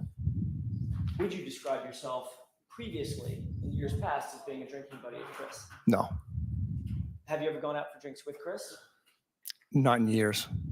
Ever? Yes.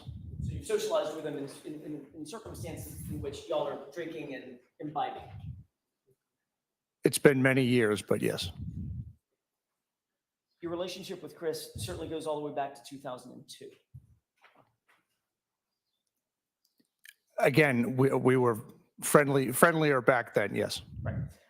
Back in 2002 in August, while you were off duty, were you out either drinking with Chris or in some way at a restaurant or a bar with Chris? No. Were you close in proximity to Chris when he was out drinking and at a bar? No. Was he at a restaurant? I don't know where he was. Were you at a bar? I was. At some point, did you realize that Chris was getting into some sort of a physical altercation with somebody else in a parking lot? Yes. Did you jump into a fist fight in order to protect Chris Albert? Chris actually approached my vehicle and started to describe an altercation that had been in previously in the night. When you say your vehicle, your personal vehicle? Yes. Okay, so you were off duty, is that right? Yes. You've been drinking. Yes. Nothing wrong with that, but just Yes. so happens that you've been drinking that afternoon. Yes. Tim Albert was with Chris, correct? Not when I saw him, no. Okay. Ultimately, when you realized that Chris Albert was in some sort of fracas, some sort of fight or altercation, you activated yourself as a police officer at the time. He wasn't in a fracas when he approached my vehicle. He approached my vehicle and stated that he had been in an altercation earlier in the night with one of the Lapalato brothers, and that during that altercation, threats were made against him and his family, and he was seeking advice because he knew as a police officer as to how he should go forward.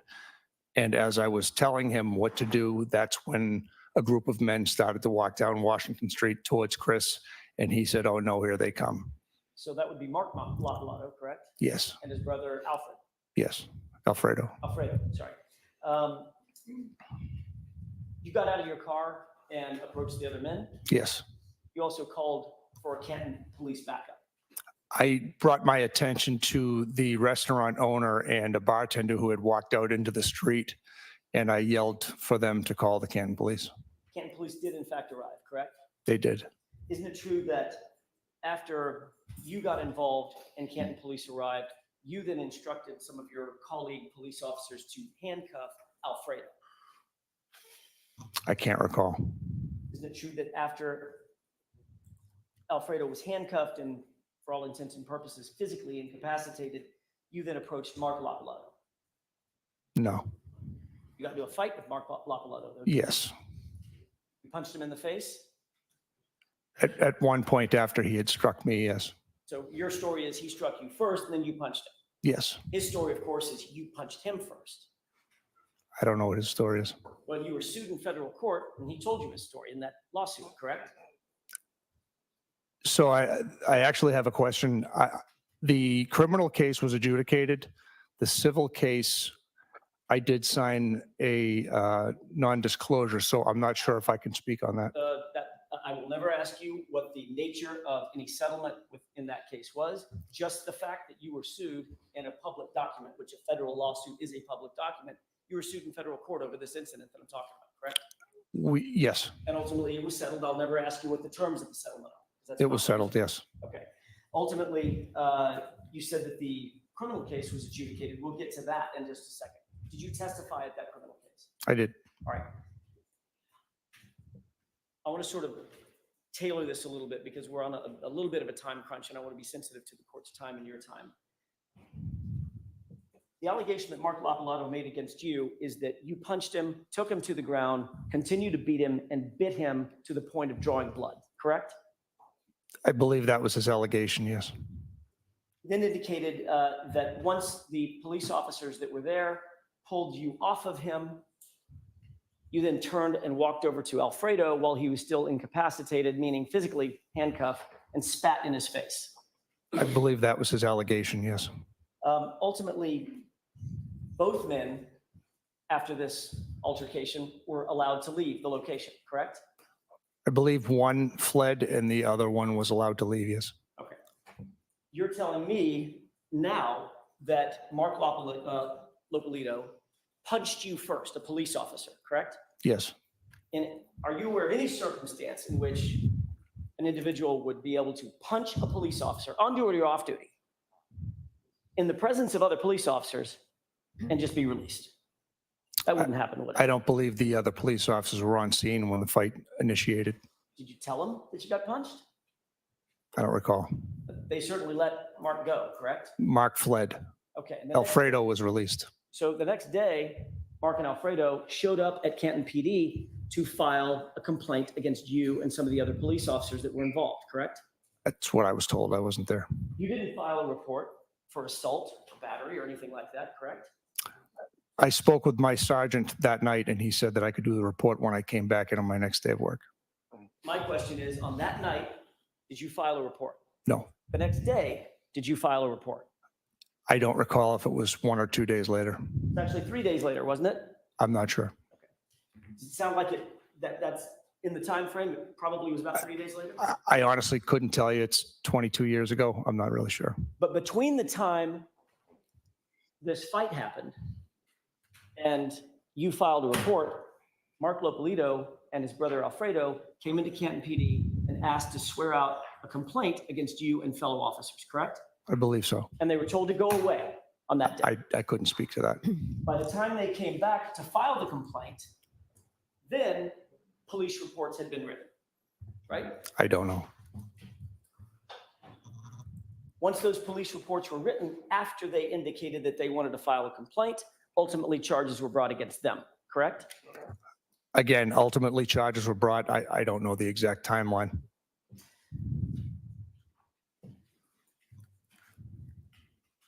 After charges had been brought, and both brothers ended up having to go to court and defend themselves, you ran into both brothers at a mobile gas station. Yes. You confronted both brothers, correct? No. You approached both brothers. No. Isn't it true that you walked up and said, "How you doing?" to the two guys? And one of them responded, "Not so good. You attacked me and now I've got to go to court." No, That conversation? I believe they initiated the conversation with me. Did you say, "How are you doing?"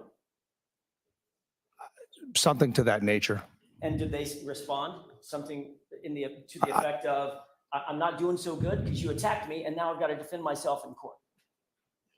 I don't recall exactly what they said in response. And then, based on that interaction, you arrested them for witness intimidation, correct?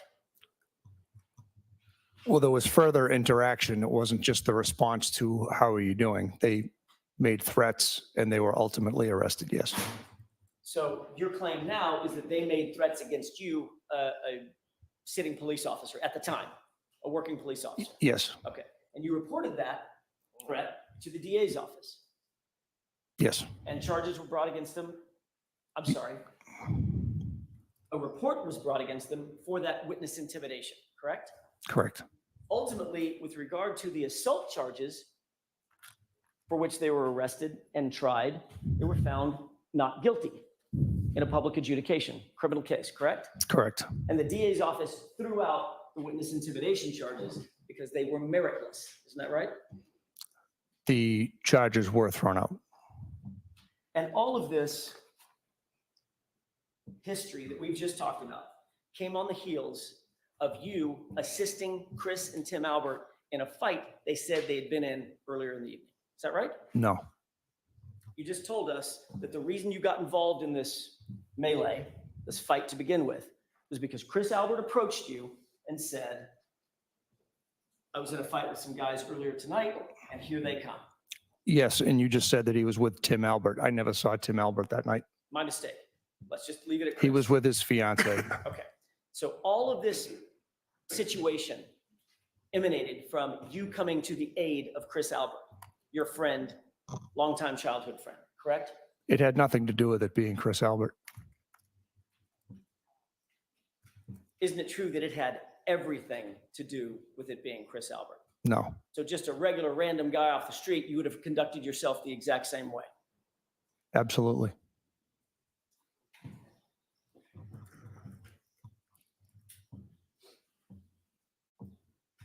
Isn't it true that what you actually did, Sergeant Lank, in that particular circumstance, was you came to the aid of a friend and you used your position as a police officer to further that assistance and that protection?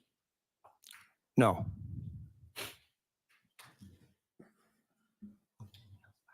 That's all I have, Your Honor. Okay, Mr. Lally?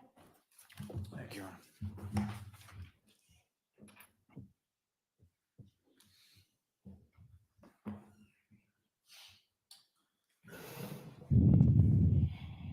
So whatever happened between Christopher Albert and these brothers in that particular evening, you weren't present for that?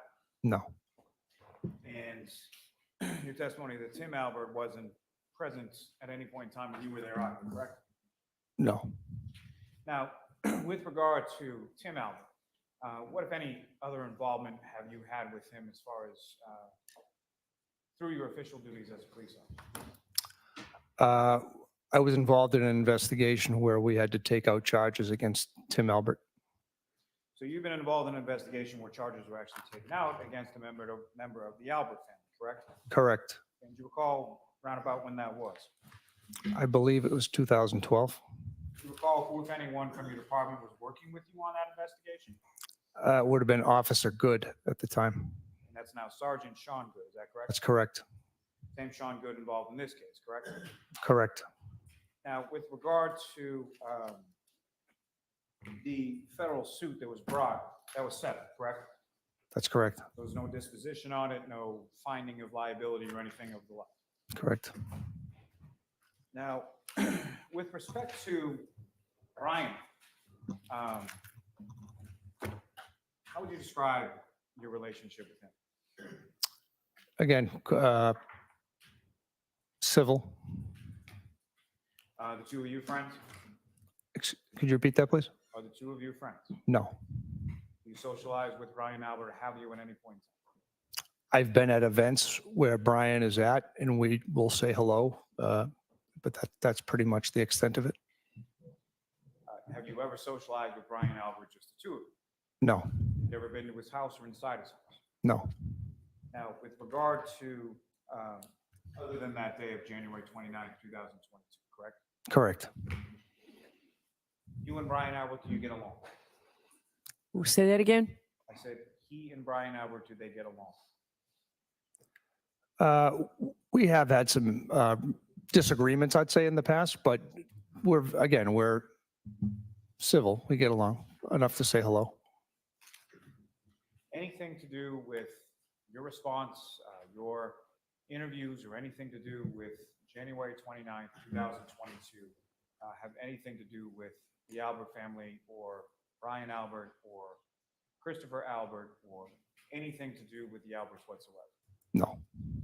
That didn't change what you were doing, how you were doing it, or how you conducted yourself in this investigation. Is that correct? That's correct. Nothing further. Okay, I have one slight area to cover with the court's permission. okay. Concerning Tim Albert and this issue, or the investigation where charges were brought against Tim Albert that was a circumstance in which Tim Albert, in broad daylight, slammed into a parked car belonging to a woman and then fled the scene, correct? No, Didn't you follow a trail of transmission fluid or something to find where he had gone? I did. And he fled directly to 34 Fairview, correct? Correct. He didn't live there. He went to his brother's house. Brian, No, that's not correct. he lived there at the time? Yes. Okay, so you follow the trail of whatever it is, fluid trail, all the way to where Tim Albert had fled to, and you basically had no choice. He had just slammed into the back of a car and then fled the scene, isn't that right? I concluded my investigation by locating the vehicle that had heavy damage. Right, the vehicle that he hit, His vehicle. his vehicle had heavy damage, but so did the vehicle that he hit, correct? So what you had said a minute ago that he hit a parked car. That's incorrect. Oh, he hit a moving car. It was a vehicle that was, I believe it was stopped at a light. It wasn't a parked car. It was a vehicle that was stopped. Okay. Irrespective of whether the engine was running or parked or not, he hit a car Yes. with a woman in it, fled the scene, then you find him trying to hide out at 34 Fairview, correct? He had parked the car at 34 Fairview. And you didn't have much choice. I mean, there you have it. The evidence is right in front of you. You can't really cover that one up, right? I would say I did my Objection, job. Your Honor. Move to strike. So this is voir dire. Could you answer the question, please? I would say I did my job. Okay. Did you engage in any kind of a DUI investigation? We spoke with him. Did you give him FSTs? I don't recall if I did. I know I didn't. I don't recall if Officer Good did. Did you give him a breathalyzer? I did not. Did you ask him for a blood test?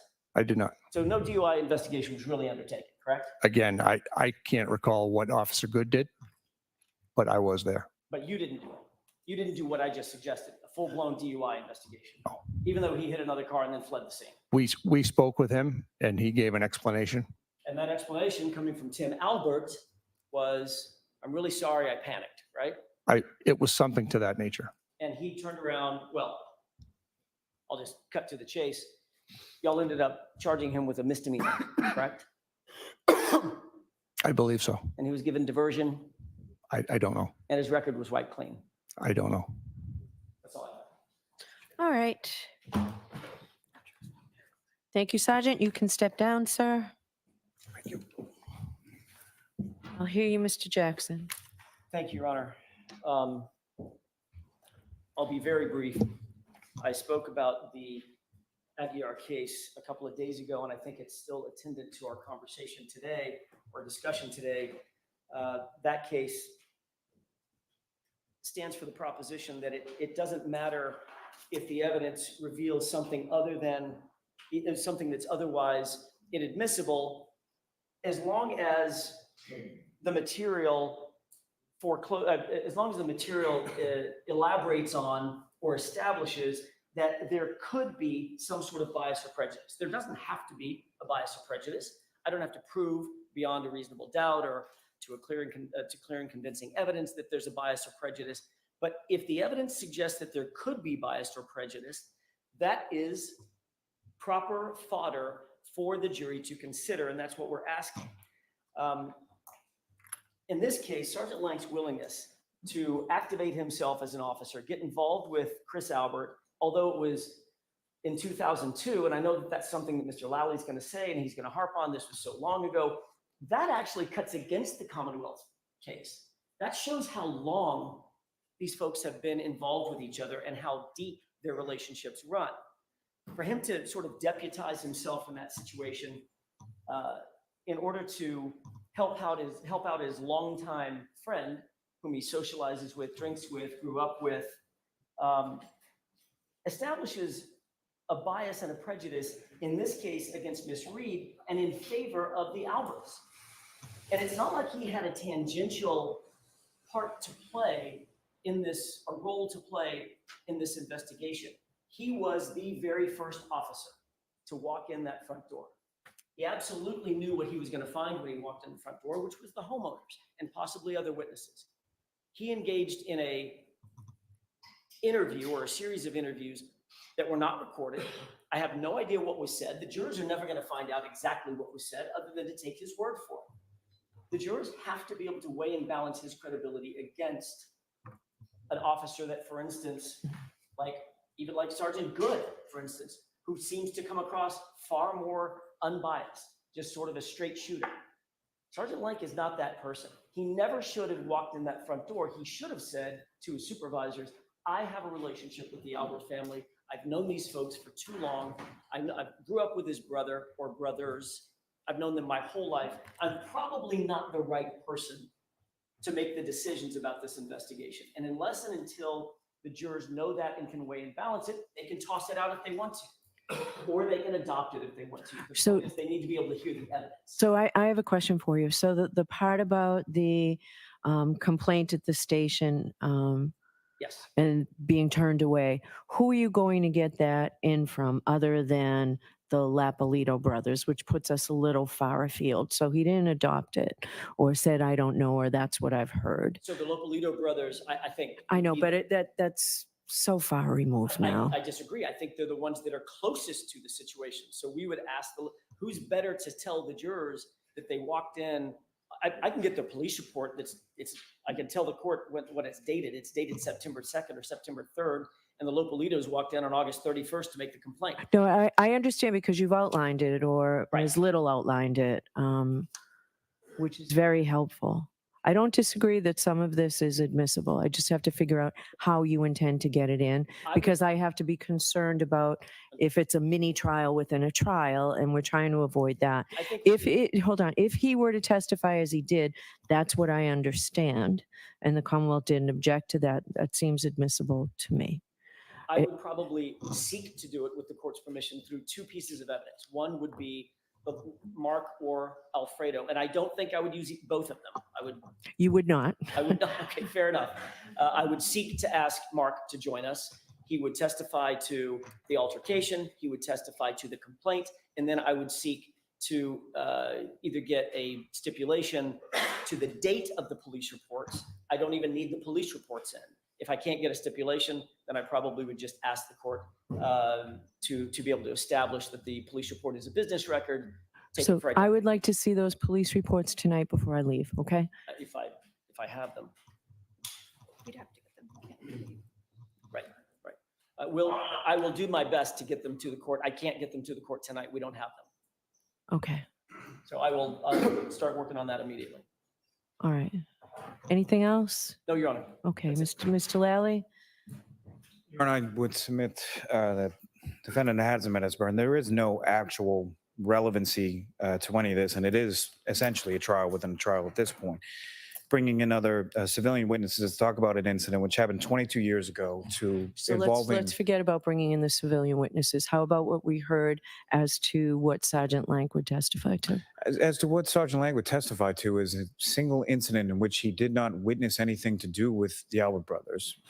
Christopher Albert was never at 34 Fairview Road on January 28th or until much, much later in the day of January 29th, and certainly not at the same time that Sergeant Lank was. I think counsel far overestimates what Sergeant Lank's involvement in this particular investigation was. He shows up on scene, he assists with the other officers, Lieutenant Gallagher and Sergeant Good that you've already heard from. And with respect to, he takes a couple of initial statements, all those witnesses then subsequently talked to troopers from the state police, testified grand jury, multiple grand juries, and will all be testifying as witnesses in this case.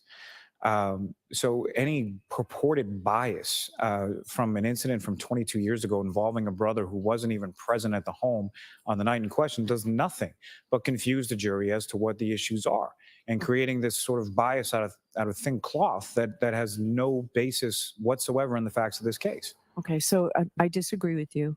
I don't know yet. I want to see those police reports. I don't know yet what I'm going to allow in, but I disagree that it has nothing to do. If it weren't involving the Alberts, then under the grand jury case, the decision by Justice Gantz, Chief Justice Gantz at the time, it wouldn't come in, but it does. So it comes in for different purposes or different reasons. So I'd like those reports tonight or certainly by tomorrow morning before we come out. We'll do our best. Okay. All right, so we'll figure this out tomorrow morning. All right, Take thank you care. very much. Thank you, Your Honor. All rise, please.